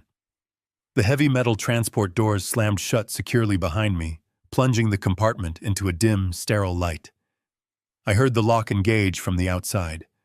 The engine roared to life, and the van began to move slowly down the long dirt driveway, taking me away from the only home I had known for 30 years. I sat on the hard plastic bench, listening to the rhythmic hum of the tires on the asphalt. As the initial shock of the ambush began to fade, a dark, suffocating realization washed over me. The bitter irony of my situation was almost too profound to process. I closed my eyes and let my mind drift back exactly 25 years. During my prime years in the federal prosecutor office, I had been appointed to a special state commission tasked with rewriting the very conservatorship laws that were currently being used to strip me of my freedom. At the time, there had been an epidemic of financial predators targeting vulnerable seniors. I had spent countless long nights sitting at my mahogany desk, poring over legal precedents, drafting airtight statutes designed to freeze assets instantly when severe cognitive decline was proven. I was the one who wrote the specific emergency ex parte loophole. I had personally designed that strict legal mechanism to allow social services to bypass standard courtroom delays if two neurologists signed sworn affidavits proving an immediate threat to the vulnerable patient. I had championed that law. I had stood before the state legislature and argued passionately that this rapid intervention was the only way to save victims before their estates could be drained by scammers. It was widely considered my legal masterpiece, a shield for the defenseless. And now my own daughter had turned my masterpiece into a weapon, using the exact legal framework I had constructed to orchestrate the perfect crime. She had weaponized my own words, my own statutes, and my own legacy to lock me away. The people I was meant to protect were the ones currently driving me to a locked psychiatric ward. Her brilliant legal maneuver was undeniable, but it was built entirely on absolute fraud. The medical records were forged. The symptoms were chemically induced. The narrative was a complete fabrication. They had successfully weaponized the law against its creator. But they had made one fatal error. They assumed that by removing me from the farm and taking my primary cell phone, they had severed my ability to fight back. They thought the game was over. They did not know about the hidden cameras recording every inch of my study. They did not know that Jonathan Pierce was sitting in his downtown office holding digital copies of their shadow banking debts and the video of Preston accessing my safe. And most importantly, they did not know about the small plastic burner phone resting securely against my chest. I reached my right hand inside the thick wool of my cardigan and traced the rectangular outline of the device with my thumb. The van hit a pothole, jostling me slightly, but I remained perfectly still on the bench. I did not need to make a call right now. I just needed to survive the mandatory psychiatric evaluation. I knew exactly how those evaluations worked. I knew the questions the doctors would ask, the cognitive tests they would administer, and the specific behavioral markers they would look for. Once the harsh antipsychotics were entirely out of my system, my mind would be as sharp as a scalpel. I would pass their tests flawlessly. I would easily prove my mental competence. And the moment I was alone in a secure room, I would pull out the burner phone and authorize Jonathan to drop the hammer. Victoria and Preston truly believed they had successfully imprisoned me. They had absolutely no idea they had unknowingly given me the perfect legal alibi, while my final trap snapped firmly shut around their greedy throats. They had absolutely no idea they had unknowingly given me the perfect legal alibi, while my final trap snapped firmly shut around their greedy throats. The transport van ride felt like a descent into a clinical purgatory. When we arrived at the high-security behavioral health facility on the outskirts of the county, I offered absolutely zero resistance. I knew that any display of anger, any assertion of my legal rights, or any demand to speak with an attorney would immediately be documented as combative paranoia. Instead, I let my shoulders slump. I shuffled my feet across the linoleum floors. I stared blankly at the intake nurses, offering only confused murmurs when they asked for my basic information. They cataloged my confiscated personal items, took my vital signs, and escorted me down a long, sterile corridor to a private room. The heavy door clicked shut, the electronic lock engaging with a solid, echoing thud. Through the narrow, reinforced glass window in the center of the door, I could see a burly orderly take his position in the hallway. I was officially a prisoner of the state, trapped within a system I had helped design. The room was deliberately sparse. A narrow bed bolted to the floor, a single chair, and a small adjoining bathroom with no mirrors. I sat on the edge of the stiff mattress, listening to the heavy footsteps of the orderly pacing outside. I waited for 2 agonizing hours, ensuring that the initial intake rounds were completely finished. I listened to the shifting routines of the facility until a deep silence settled over the wing. Once I was certain I was not being actively observed, I slipped my hand into the deep pocket of my wool cardigan. My fingers wrapped around the small plastic burner phone. Moving with agonizing slowness, I slid the device out and immediately slipped it beneath the thin mattress, creating a secure hiding spot, just in case a nurse conducted a random room search. I sat perfectly still, my eyes fixed on the door. The orderly outside had stopped pacing and appeared to be reading a magazine. I slid my hand back under the mattress, retrieving the phone. I kept the device low, shielded by my body, and turned the screen brightness down to the absolute minimum setting. The walls were thin, and even a whisper might alert the staff. I typed a rapid text to Jonathan Pierce. I gave him the name of the facility and explained the ex parte emergency order, the forged medical affidavits, and the rapid extraction from the farm. It took 30 seconds for Jonathan to reply. His text was brief, but the fury behind his words was palpable. They bypassed the standard docket, he wrote. They used a specific emergency loophole to strip your rights without a preliminary hearing. But that order is only temporary. By law, they must hold a formal evidentiary hearing within 72 hours to solidify the conservatorship and make it permanent. That gives us exactly 3 days. I stared at the glowing text, my legal mind instantly shifting into overdrive. 72 hours. It was a narrow window, but it was enough. I typed my response outlining the parameters of our counterattack. We need to let them think they have won, I wrote.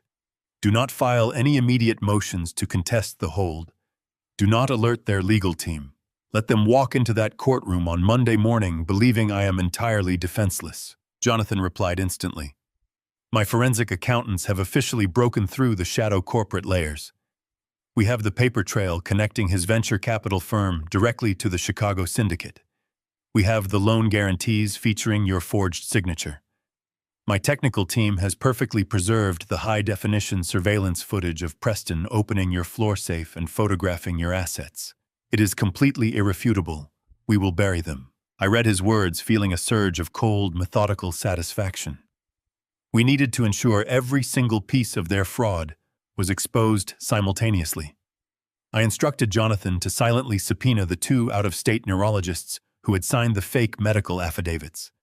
We both knew those doctors were likely paid off using the syndicate money, and under the threat of federal perjury charges, they would crumble instantly on the witness stand.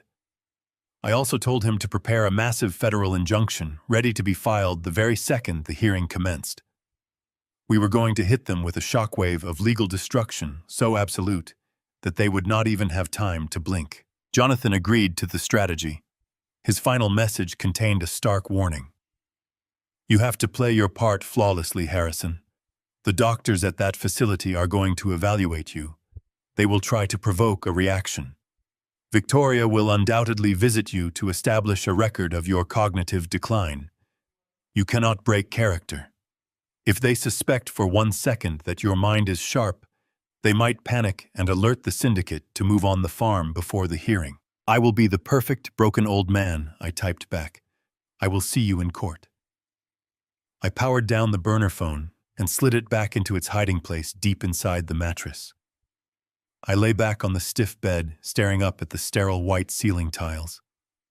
The bitter irony of my situation washed over me again, but this time it did not feel like a defeat.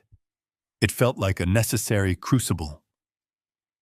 I was a prisoner locked in a psychiatric ward, stripped of my identity, my property, and my freedom. But inside my mind, I was free, and I was holding a match to the powder keg they had built around themselves. The next 48 hours were an absolute test of my endurance and my acting abilities. I adopted a vacant, hollow stare. When the facility psychiatrists came to evaluate me, I answered their questions with slow, deliberate confusion. I mixed up dates. I claimed I did not know what city I was in. I asked for Diane. I let my hands tremble, and I refused to eat the bland cafeteria food, letting my physical appearance deteriorate to match the forged medical profile Victoria had created. The doctors took meticulous notes, nodding with practiced sympathy, entirely convinced that they were observing a tragic case of rapid-onset dementia. Victoria visited me on Sunday afternoon. She walked into my small room accompanied by an orderly carrying a bouquet of cheap flowers. She wore a solemn expression, but her eyes danced with absolute victory. She sat in the chair next to my bed, speaking to me as if I were a toddler. She told me not to worry about the farm, assuring me that Preston was handling all the paperwork to keep it safe. I looked at her, letting a thin trail of saliva escape the corner of my mouth, and murmured incoherently. She smiled a cold, reptilian stretch of her lips and patted my hand. She left the room convinced her inheritance was secured. She had no idea she had just walked into the final hours of her freedom. The trap was locked. Monday morning arrived with a cold and relentless drizzle. The facility staff woke me just before dawn to prepare for the transport to the county courthouse. A stern orderly handed me a plastic bag containing a change of clothes that Victoria had supposedly packed and sent over from the farmhouse. It was a calculated insult. Instead of one of my tailored suits, she had sent a faded plaid country shirt, a pair of worn denim trousers, and my scuffed leather work boots. She even included an old battered canvas hat I used for gardening. The intention was crystal clear. She wanted me to walk into that courtroom looking exactly like a confused, unkempt farmer who had completely lost his grip on reality and basic hygiene. I put the clothes on slowly, letting my hands tremble as I fumbled with the buttons on the shirt. I did not comb my hair. I allowed the gray stubble on my cheeks to remain untouched. When the transport deputies arrived to escort me, I shuffled my feet and kept my head bowed, clutching the worn hat tightly to my chest. I looked like a man who had already surrendered. The drive to the courthouse took 45 minutes. I sat in the back of the transport van, watching the city streets blur past through the wire mesh window. My mind was sharp, evaluating every possible angle of the upcoming legal confrontation. Jonathan and I had coordinated our moves perfectly the night before. I knew exactly what role I needed to play. The van pulled into the secure loading bay at the rear of the courthouse. The heavy doors swung open, and the freezing rain hit my face. The deputies guided me up the concrete stairs and through the bleak institutional corridors of the holding area. We walked past holding cells and busy clerks moving toward the designated civil family courtrooms. Every step I took was deliberate. I dragged my left boot, slightly simulating the physical decline Victoria had described in her fraudulent medical filings. We finally reached the heavy wooden doors of courtroom 4. The deputy pushed the doors open, and a hush immediately fell over the room as we stepped inside. I kept my gaze fixed firmly on the polished floorboards, but my peripheral vision captured everything. The courtroom was relatively empty, standard for closed conservatorship hearings. Sitting at the plaintiff table was Victoria, dressed in a conservative dark navy suit that screamed responsible daughter. Beside her sat Preston, wearing a tailored charcoal suit and a look of profound, practiced somberness. They had hired a high-powered litigator from a prestigious city firm, a tall man with slicked-back hair and an expensive silk tie. I was guided to the defense table. I sat down heavily, placing my worn hat on the table in front of me. I let my shoulders slump forward, resting my chin near my chest. I risked a brief upward glance. Victoria was looking at me. A subtle, incredibly cruel smirk played at the very corners of her mouth. It was the look of a predator watching a trapped animal breathe its last breath. Preston leaned over and whispered something to his wife, shaking his head with the display of fake, patronizing pity. They were entirely convinced that they had executed the perfect crime. The bailiff announced the arrival of the judge. Everyone in the room stood, except for me. I remained seated, playing the part of a man too disoriented to understand basic courtroom protocols. The deputy standing behind me gently nudged my shoulder, but I merely let out a confused, rattling breath. The judge, a stern-looking woman with graying hair and sharp glasses, took her seat at the elevated bench. She looked down at me with a mixture of professional detachment and quiet sympathy. The high-priced lawyer standing next to Victoria immediately launched into his opening statement. He spoke with the smooth, polished cadence of a man who was used to winning unopposed battles. "Your Honor," he began, his voice echoing through the quiet chamber. "We are here today under incredibly tragic circumstances. We are petitioning the court to make the emergency conservatorship of Mr. Harrison Caldwell permanent. This is not a decision his family has made lightly, but it is one made out of absolute, unavoidable necessity for his own physical and financial safety." The lawyer picked up a thick binder from his table and held it up for the judge to see. He proceeded to present a slam-dunk case of severe, irreversible dementia. He walked the judge through the forged medical records with clinical precision. He cited the sworn affidavits from the 2 out-of-state neurologists detailing a rapid and aggressive cognitive collapse. He read passages describing my supposed symptoms, the violent paranoia, the inability to recognize my own family members, and the complete loss of short-term memory. He painted a masterful, devastating portrait of a man whose mind had dissolved into a dark, terrifying abyss. I listened to his lies without moving a single muscle. I kept my eyes focused on the scuffed toes of my work boots. The lawyer then turned his attention to the financial aspects of the estate. He described the vast acreage of the farm, and the complex investment portfolios I managed. He argued that leaving such a massive estate in the hands of a man suffering from severe delusions was not just irresponsible, it was actively dangerous. To solidify his argument, the lawyer directed the attention of the court to a large monitor positioned near the witness stand. He played the video Victoria had recorded on her cell phone the night of my manufactured crisis. The screen lit up with the image of me standing barefoot in the freezing gravel, wearing thin pajamas, weeping openly, and screaming for my deceased wife. The audio of my pathetic, confused rambling filled the courtroom. It was incredibly difficult to watch myself in that state, even knowing it was a calculated performance. The judge watched the screen intently, her expression softening into profound sadness. The lawyer paused the video, letting the tragic image linger in the air. As you can clearly see, Your Honor, my client's father is a profound danger to himself. He wanders into freezing temperatures. He suffers from vivid hallucinations. He is entirely incapable of making rational decisions regarding his medical care or his extensive assets. We respectfully request that his daughter Victoria be granted full and permanent control over his estate to ensure his safety and preserve his legacy. The lawyer closed his heavy binder and stepped back, offering a solemn, respectful nod to the presiding judge. Victoria reached out and gently squeezed Preston's hand, wiping a single, meticulously manufactured tear from her cheek with a white tissue. The entire courtroom was completely silent. Everyone was waiting for me to react, to shout, to protest, or to cry out in helpless confusion. I remained absolutely motionless in my wooden chair. I kept my head bowed and my eyes locked onto the floorboards.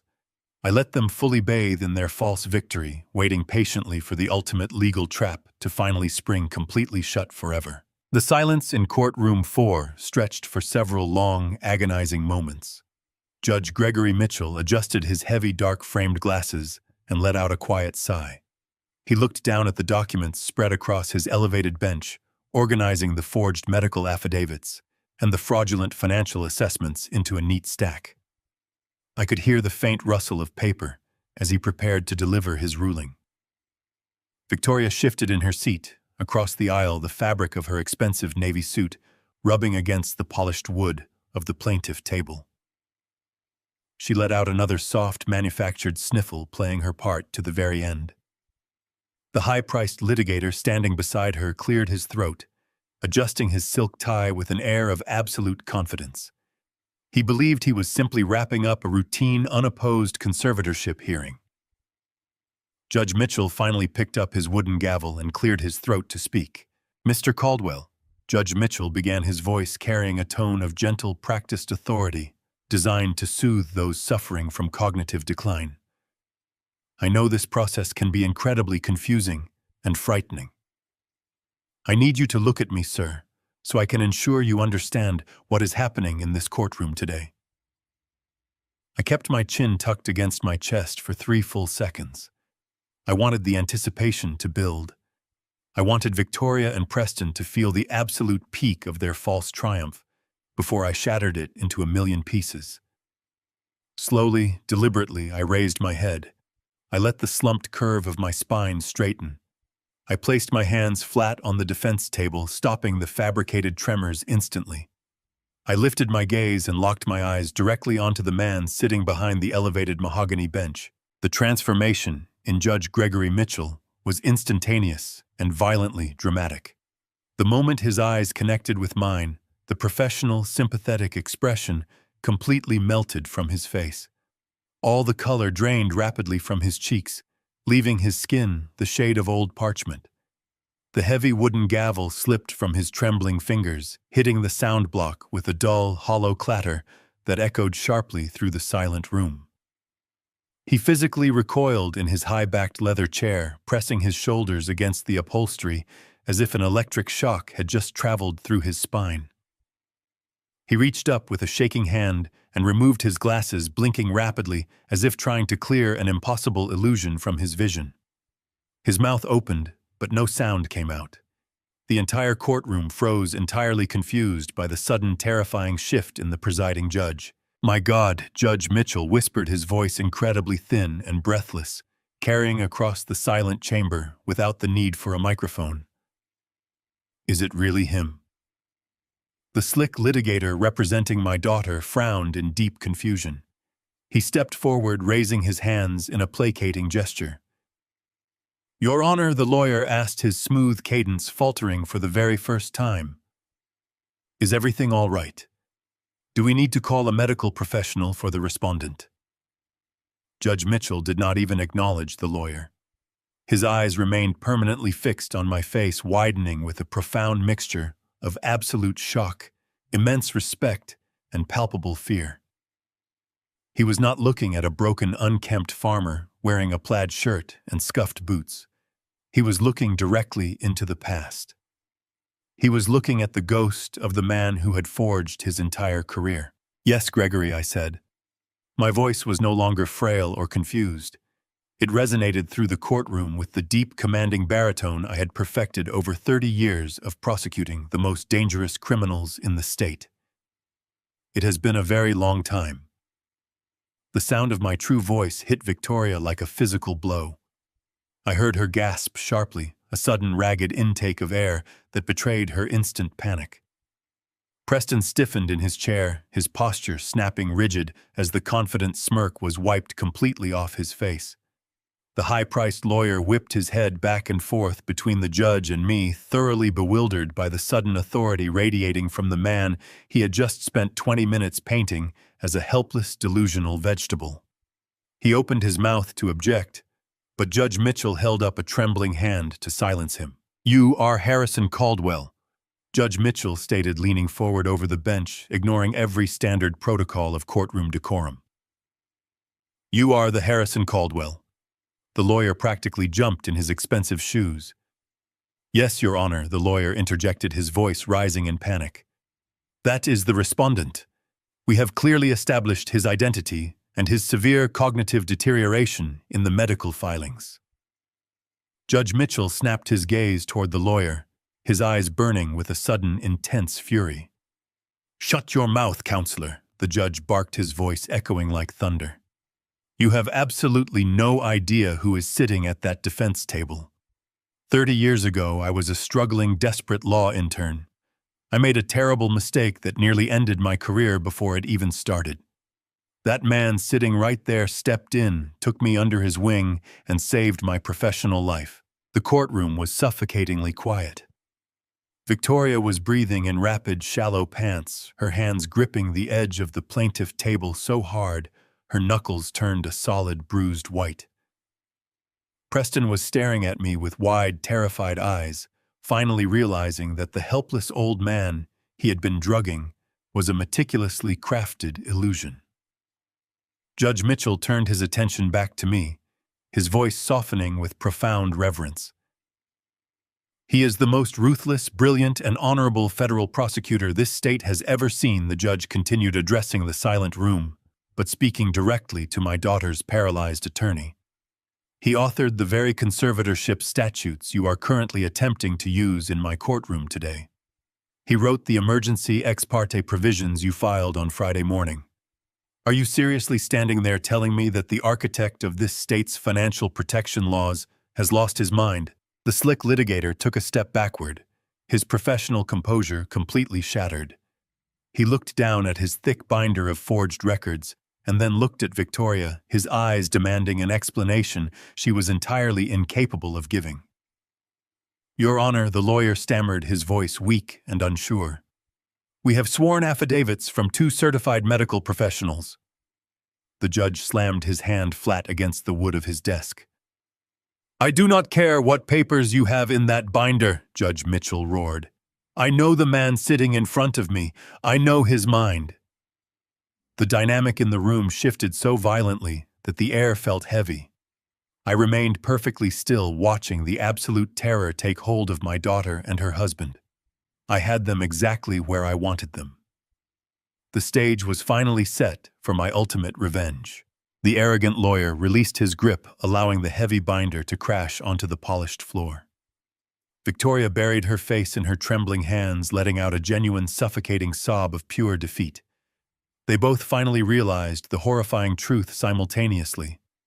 The perfect crime was completely over. I had won. I let the silence hang in the air for a few moments longer, allowing the absolute gravity of the situation to crush the remaining breath from their lungs. Then I slowly opened my fingers. The battered canvas hat fell from my grasp, hitting the polished floor with a soft, dismissive thud. I placed my hands flat on the defense table and pushed myself upward. The stooped, fragile posture I had maintained for weeks vanished instantly. I drew my shoulders back, lifted my chin, and stood at my full height. The trembling in my hands ceased.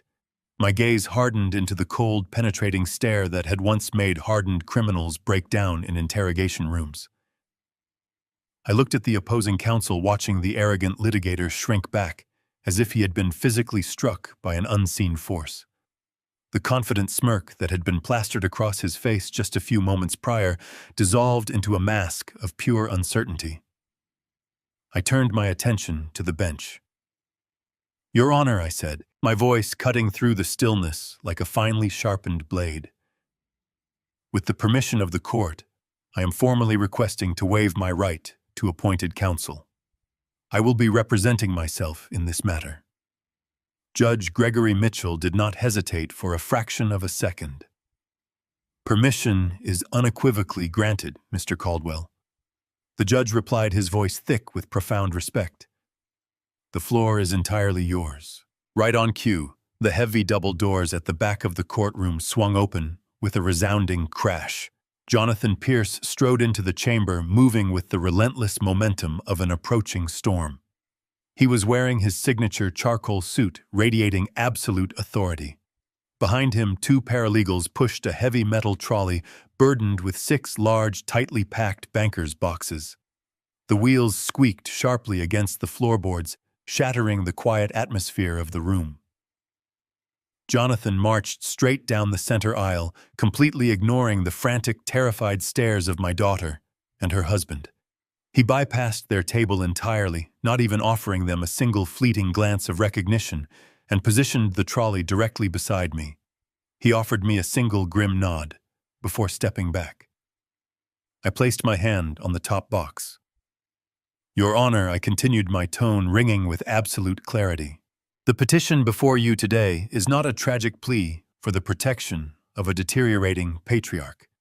It is the final desperate act of a highly coordinated criminal conspiracy. The petitioners are attempting to use this courtroom to finalize a $15 million fraud." I turned to look directly at Preston. His face was slick with a cold sweat. He looked like a man standing on the gallows. I reached into the first box and pulled out a thick stack of printed transcripts and financial records. "Opposing counsel has presented you with sworn medical affidavits detailing my supposed cognitive collapse," I stated, walking slowly toward the center of the room. "He claims 2 independent neurologists diagnosed me with late-stage chemical dementia." I placed the documents on the edge of the judge's bench. "What counsel does not know is that my legal team served federal subpoenas to both of those out-of-state doctors yesterday evening. When faced with the threat of federal perjury charges and the immediate loss of their medical licenses, they were remarkably forthcoming. They confessed to accepting wire transfers of $50,000 each to sign those blank affidavits." I turned to look at the slick litigator. The man looked physically ill. He began frantically packing his briefcase, shaking his head in a desperate attempt to distance himself from the toxic fallout. I did not stop. I pulled a small clear plastic evidence bag from my pocket and held it up. The bag contained the white capsules Victoria had forced upon me. The symptoms described in those forged medical records were indeed real, I explained, my voice growing colder with every word. "Because my daughter, the loving petitioner, has been systematically poisoning me for the last 4 weeks. She replaced my daily vitamin supplements with a heavy, dangerous regimen of unprescribed antipsychotic medications designed to induce severe tremors, lethargy, and temporary paranoia. She weaponized a chemical restraint to manufacture the exact visual evidence she needed to steal my autonomy." Victoria let out a strangled, pathetic whimper, burying her face deeper into her hands. But she was only half of the equation. I turned my full, terrifying focus onto Preston. He tried to look away, but I stepped closer to their table, forcing him to face me. The medical fraud was merely the key to unlock the vault. I told the court, my voice echoing off the high ceiling. The true motivation sits at the plaintiff table. Preston has projected the image of a highly successful venture capitalist. In reality, his firm is a bankrupt shell. He has not made a profitable investment in 4 years. He is currently $15 million in debt to an illicit shadow banking syndicate operating out of Chicago, a violent organization that does not accept apologies for late payments. I walked back to the trolley and pulled out a tablet, connecting it to the courtroom monitors. To save his own life, he needed collateral. He needed my farm, my acreage, and my financial portfolios. When he could not convince me to sign them over, he stole the key to my floor safe. The courtroom screens flickered to life. The crystal-clear, high-definition surveillance footage began to play. Every single eye in the room watched Preston creep into my study. They watched him roll back the heavy Persian rug, open the hidden safe, and meticulously photograph my private deeds and bearer bonds. The silence was absolute as the digital proof of his undeniable felony infiltration played out for the silent judge. He used these photographs to forge my signature on multiple loan guarantee documents. I stated, my voice echoing over the undeniable video evidence. He pledged my entire estate to a criminal syndicate to cover his shadow debt. The emergency conservatorship filed on Friday was his desperate attempt to finalize the legal transfer of those assets before I could sign the farm over to a state charity. He was not protecting me. He was feeding me to the wolves to save himself. The arrogant litigator finally snapped his briefcase shut, abandoned his clients at the table, and literally sprinted toward the heavy wooden doors at the back of the chamber. He wanted absolutely nothing to do with the incredibly monumental criminal conspiracy I had just systematically ripped wide open. Victoria was hyperventilating, clawing at the collar of her expensive navy suit, unable to escape the crushing weight of her imminent destruction. Preston sat completely frozen in his chair, his eyes hollow and vacant, as he stared at the damning surveillance footage looping on the screens. They were completely broken, trapped in a nightmare of their own making. I turned back to face the elevated bench, looking directly at Judge Gregory Mitchell. I am not a helpless old man, Your Honor. I am Harrison Caldwell, and I am filing formal criminal charges against the two of them right here today. I reached into the second banker box Jonathan had placed beside me, withdrawing a thick blue evidentiary folder. I opened it and extracted a certified laboratory document, holding it up so the judge could clearly see the embossed seal. Your Honor, I stated, my voice steady and unwavering. The medical affidavits opposing counsel submitted rely on symptoms I actively exhibited over the past month. However, those symptoms were not the result of cognitive decay. They were chemically induced. I am submitting into evidence a comprehensive independent toxicology report. 4 days before they dragged me from my home, my attorney arranged for a covert blood and hair follicle analysis. The results conclusively prove a systematic daily ingestion of a powerful, unprescribed antipsychotic medication. I pulled a secondary sheet of paper from the folder, a crisp financial statement. Furthermore, I am submitting the corresponding financial trace. This is a certified credit card statement belonging to my daughter Victoria Caldwell. It details a cash transaction at an out-of-state unregulated pharmacy exactly 5 weeks ago. The purchase corresponds perfectly with the exact dosage and timeline of the chemical restraints found in my bloodstream. She did not just observe my mental decline. She manufactured it, poisoning her own father to fabricate the medical grounds for this conservatorship. A collective gasp echoed from the sparse gallery.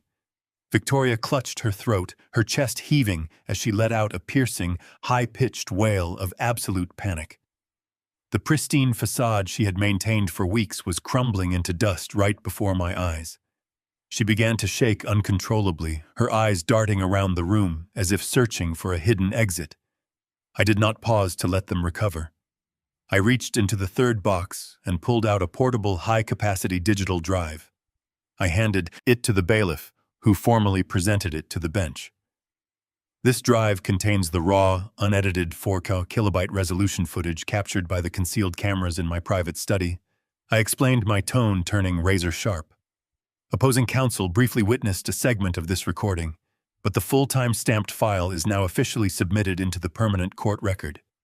It shows Preston systematically bypassing my security measures. You can clearly observe him using specialized tools to crack the analog combination dial of my floor safe. The visual clarity is so absolute that you can read the serial numbers on the bearer bonds he is photographing. Preston was trembling violently. The tailored charcoal suit he wore now looked entirely too large for his shrinking frame. He opened his mouth, stammering nonsensical syllables, desperately searching for a lie that could possibly explain away the crystal-clear digital proof of his burglary. But there was no explanation. He had been caught red-handed invading my inner sanctum, stealing the very financial instruments he was meant to protect. His hands gripped the edge of the table, his knuckles turning a stark, bruised white under the immense pressure of the terrifying moment before Preston could form a coherent sentence. I pulled the final, most devastating piece of evidence from the boxes. I slammed a heavy stack of forensic accounting audits onto the defense table. The sound cracked like a gunshot in the silent courtroom. The burglary was not an isolated incident, I announced to the paralyzed room. I am submitting the complete, unredacted financial trace of Preston's venture capital firm. These documents, verified by 3 independent forensic auditors, expose a massive hidden shadow debt. He owes $15 million to an illicit syndicate, a debt that has been accumulating compounding interest for 4 years. I held up a series of legal contracts, their pages marked with bright red evidentiary tags. To satisfy the demands of his violent creditors, Preston needed collateral. He needed my farm, my liquid assets, and my entire estate. I am submitting these loan guarantee documents, which feature my forged signature. Preston utilized the photographs he took from my safe to construct a perfect replica of my legal authorization.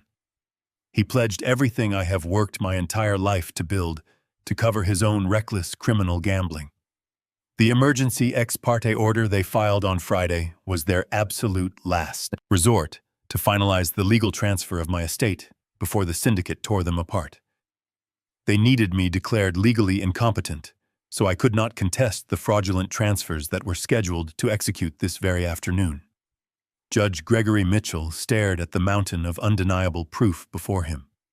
His expression hardened from profound shock into a mask of pure, righteous, judicial fury. He looked down at the plaintiff table, his eyes burning with a contempt so deep it seemed to lower the temperature in the room.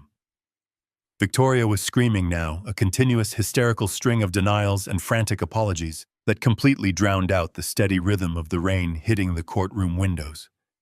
She clawed at her husband's arm, begging him to fix the unfixable disaster they had walked directly into. Her perfectly styled hair was a disheveled mess, her expensive suit wrinkled as she thrashed against the reality of her impending incarceration. She looked exactly like the terrified, trapped animal she had believed me to be just minutes prior. Preston did not look at his wife. He looked at the heavy wooden doors at the back of the courtroom. The primal animalistic instinct to survive suddenly overrode any remaining shred of rational thought in his mind. He forcefully shoved Victoria away, knocking her chair backward with a violent, uncaring thrust. She spilled onto the polished floorboards in a tangle of navy fabric and terrified sobs, her hands reaching out into the empty air. Preston lunged forward, scrambling over the plaintiff table and bolting down the center aisle toward the exit. He was sprinting for his life, completely blinded by adrenaline, desperate to escape the immediate crushing weight of federal prison and the violent syndicate waiting for their money outside. He did not even make it halfway down the long aisle. Judge Mitchell slammed his gavel down, the sound ringing out like a thunderclap across the vaulted ceiling. "Bailiffs, secure that man immediately." The judge bellowed, his voice commanding absolute obedience from the court officers. Three heavily armed bailiffs converged on Preston, instantly moving with swift, practiced, tactical precision. The largest officer hit him from the side with a punishing shoulder tackle, driving him violently into the solid oak of the spectator benches. The impact knocked the wind completely out of Preston's lungs with a sickening thud.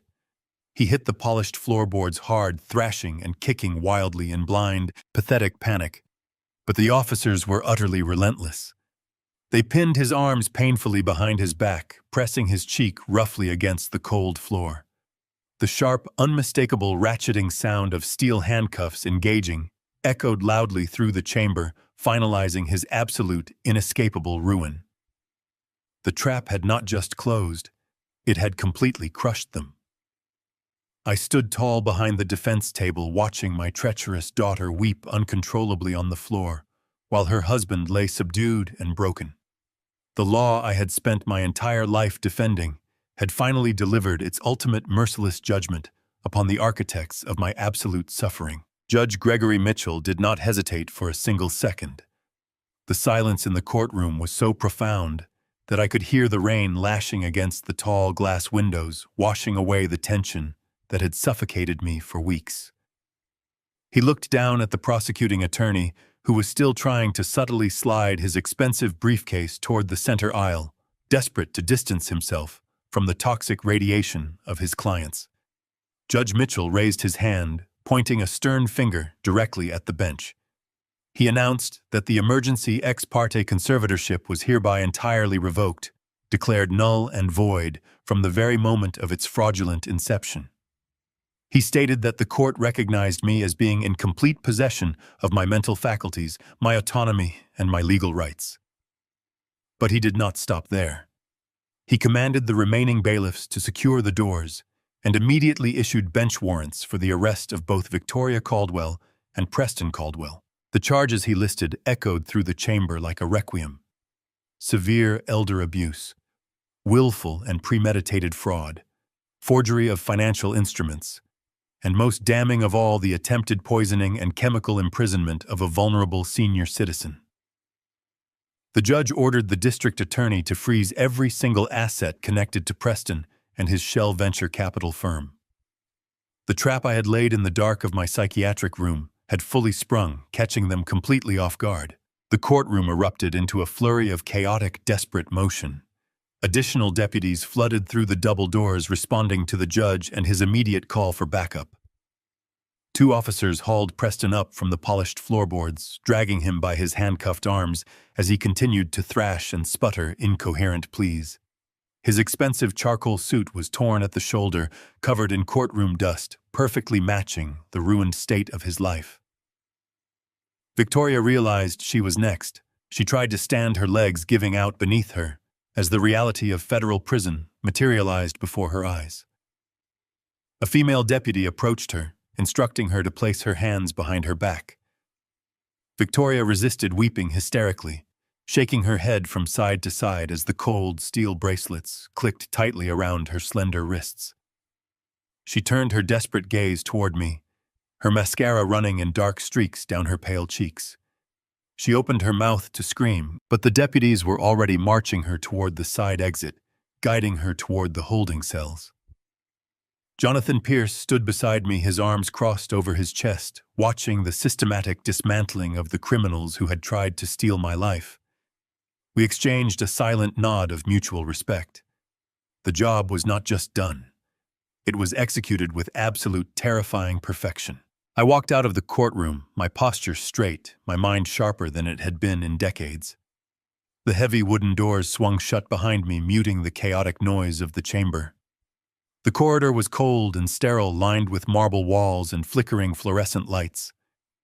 I saw the deputies escorting Victoria toward the main transport elevator. When she saw me step into the hallway, a new wave of frantic energy overtook her. She fought against the grip of the officers, using all her remaining strength to pull away from them. She threw her body forward, dropping heavily to her knees on the hard marble floor, directly in my path. The deputies tried to pull her up, but she went entirely limp, wrapping her handcuffed arms around my scuffed leather work boots. She sobbed, a loud guttural sound of sheer panic and complete defeat. Dad! Please, she screamed, her voice echoing down the long, empty corridor. You have to stop this. You cannot let them take me away. I am your daughter. I am your blood. Please, I am begging you. I looked down at the woman weeping at my feet. I saw the same face I had kissed when she was a child, the same eyes that had smiled at me across the dinner table for 30 years. But I also saw the monster who had slipped unprescribed antipsychotic pills into my evening tea. I saw the predator who had whispered cruel, triumphant words into my ear as I was loaded into the back of a psychiatric transport van. I felt absolutely no pity. My heart was a stone fortress completely impervious to the tears of a traitor. I did not bend down to comfort her. I did not raise my voice. I spoke with a quiet, lethal calm that cut straight through her hysterical wails. You bled that out of yourself the day you put poison in my cup. I said, my voice steady and devoid of any human emotion. I stepped backward, pulling my scuffed boots entirely out of her grasp. I turned my back on her and walked away down the corridor, the rhythmic thud of my boots echoing against the marble.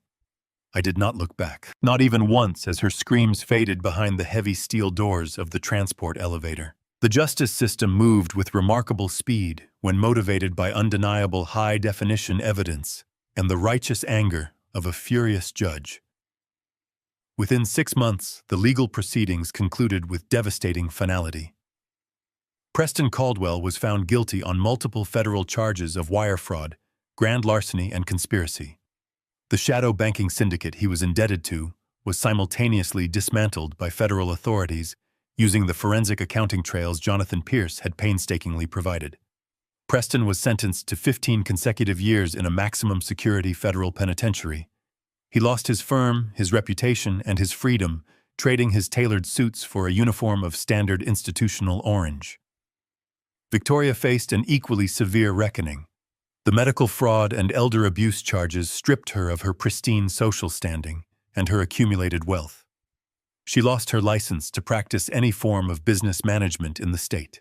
She was handed a lengthy sentence in a state correctional facility entirely isolated from the luxury and privilege she had betrayed her own father to secure. Their greed had been their absolute undoing, a poison far more potent than anything they had slipped into my drink. With my enemies behind bars, I returned to the sanctuary of my farm. I worked closely with Jonathan Pierce to successfully establish a massive bulletproof legal trust. I transferred the vast majority of my financial portfolio and the deed to the farm into this protected entity. It was specifically designed to fund legal defenses and protective services for vulnerable senior citizens who found themselves trapped in abusive conservatorships. I ensured that the exact laws I had written would never again be weaponized against the innocent. It was a crisp morning in early November. The sun was just beginning to rise over the rolling hills of the property, casting long golden shadows across the frost-covered grass. I walked out onto the wooden planks of my back porch. I held a steaming mug of black coffee in my hand. The farm was completely quiet save for the chirping of the morning birds. I stood there alone, breathing in the crisp air finally and completely at peace. Betrayal often wears the familiar face of those we trust the most, hiding greed behind a manufactured mask of false concern. We spend our lives building a legacy to protect our children, only to realize that true security does not lie in the vast wealth we accumulate, but in the strict boundaries we have the courage to enforce. Forgiveness is a virtue, but absolute accountability is a necessity. Never mistake a person's quiet patience for weakness. An old lion may rest in the shade, but his teeth remain sharp, and the truth will always burn away the shadows of deceit. If this story kept you on the edge of your seat, hit that subscribe button right now. Share your thoughts in the comments. How would you have handled Victoria and Preston? Do not forget to like and turn on notifications so you never miss our next thrilling story of justice. Em cảm ơn chị Thanh nhé.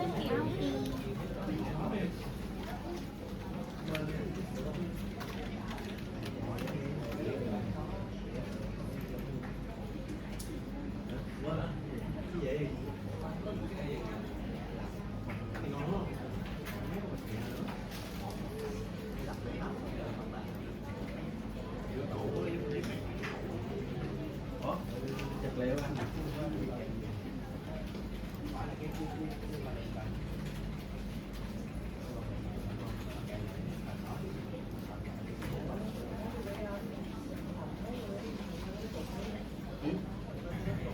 có một vật liệu mà nó làm trên cái này gì đâu. Không cần. Chanh tự.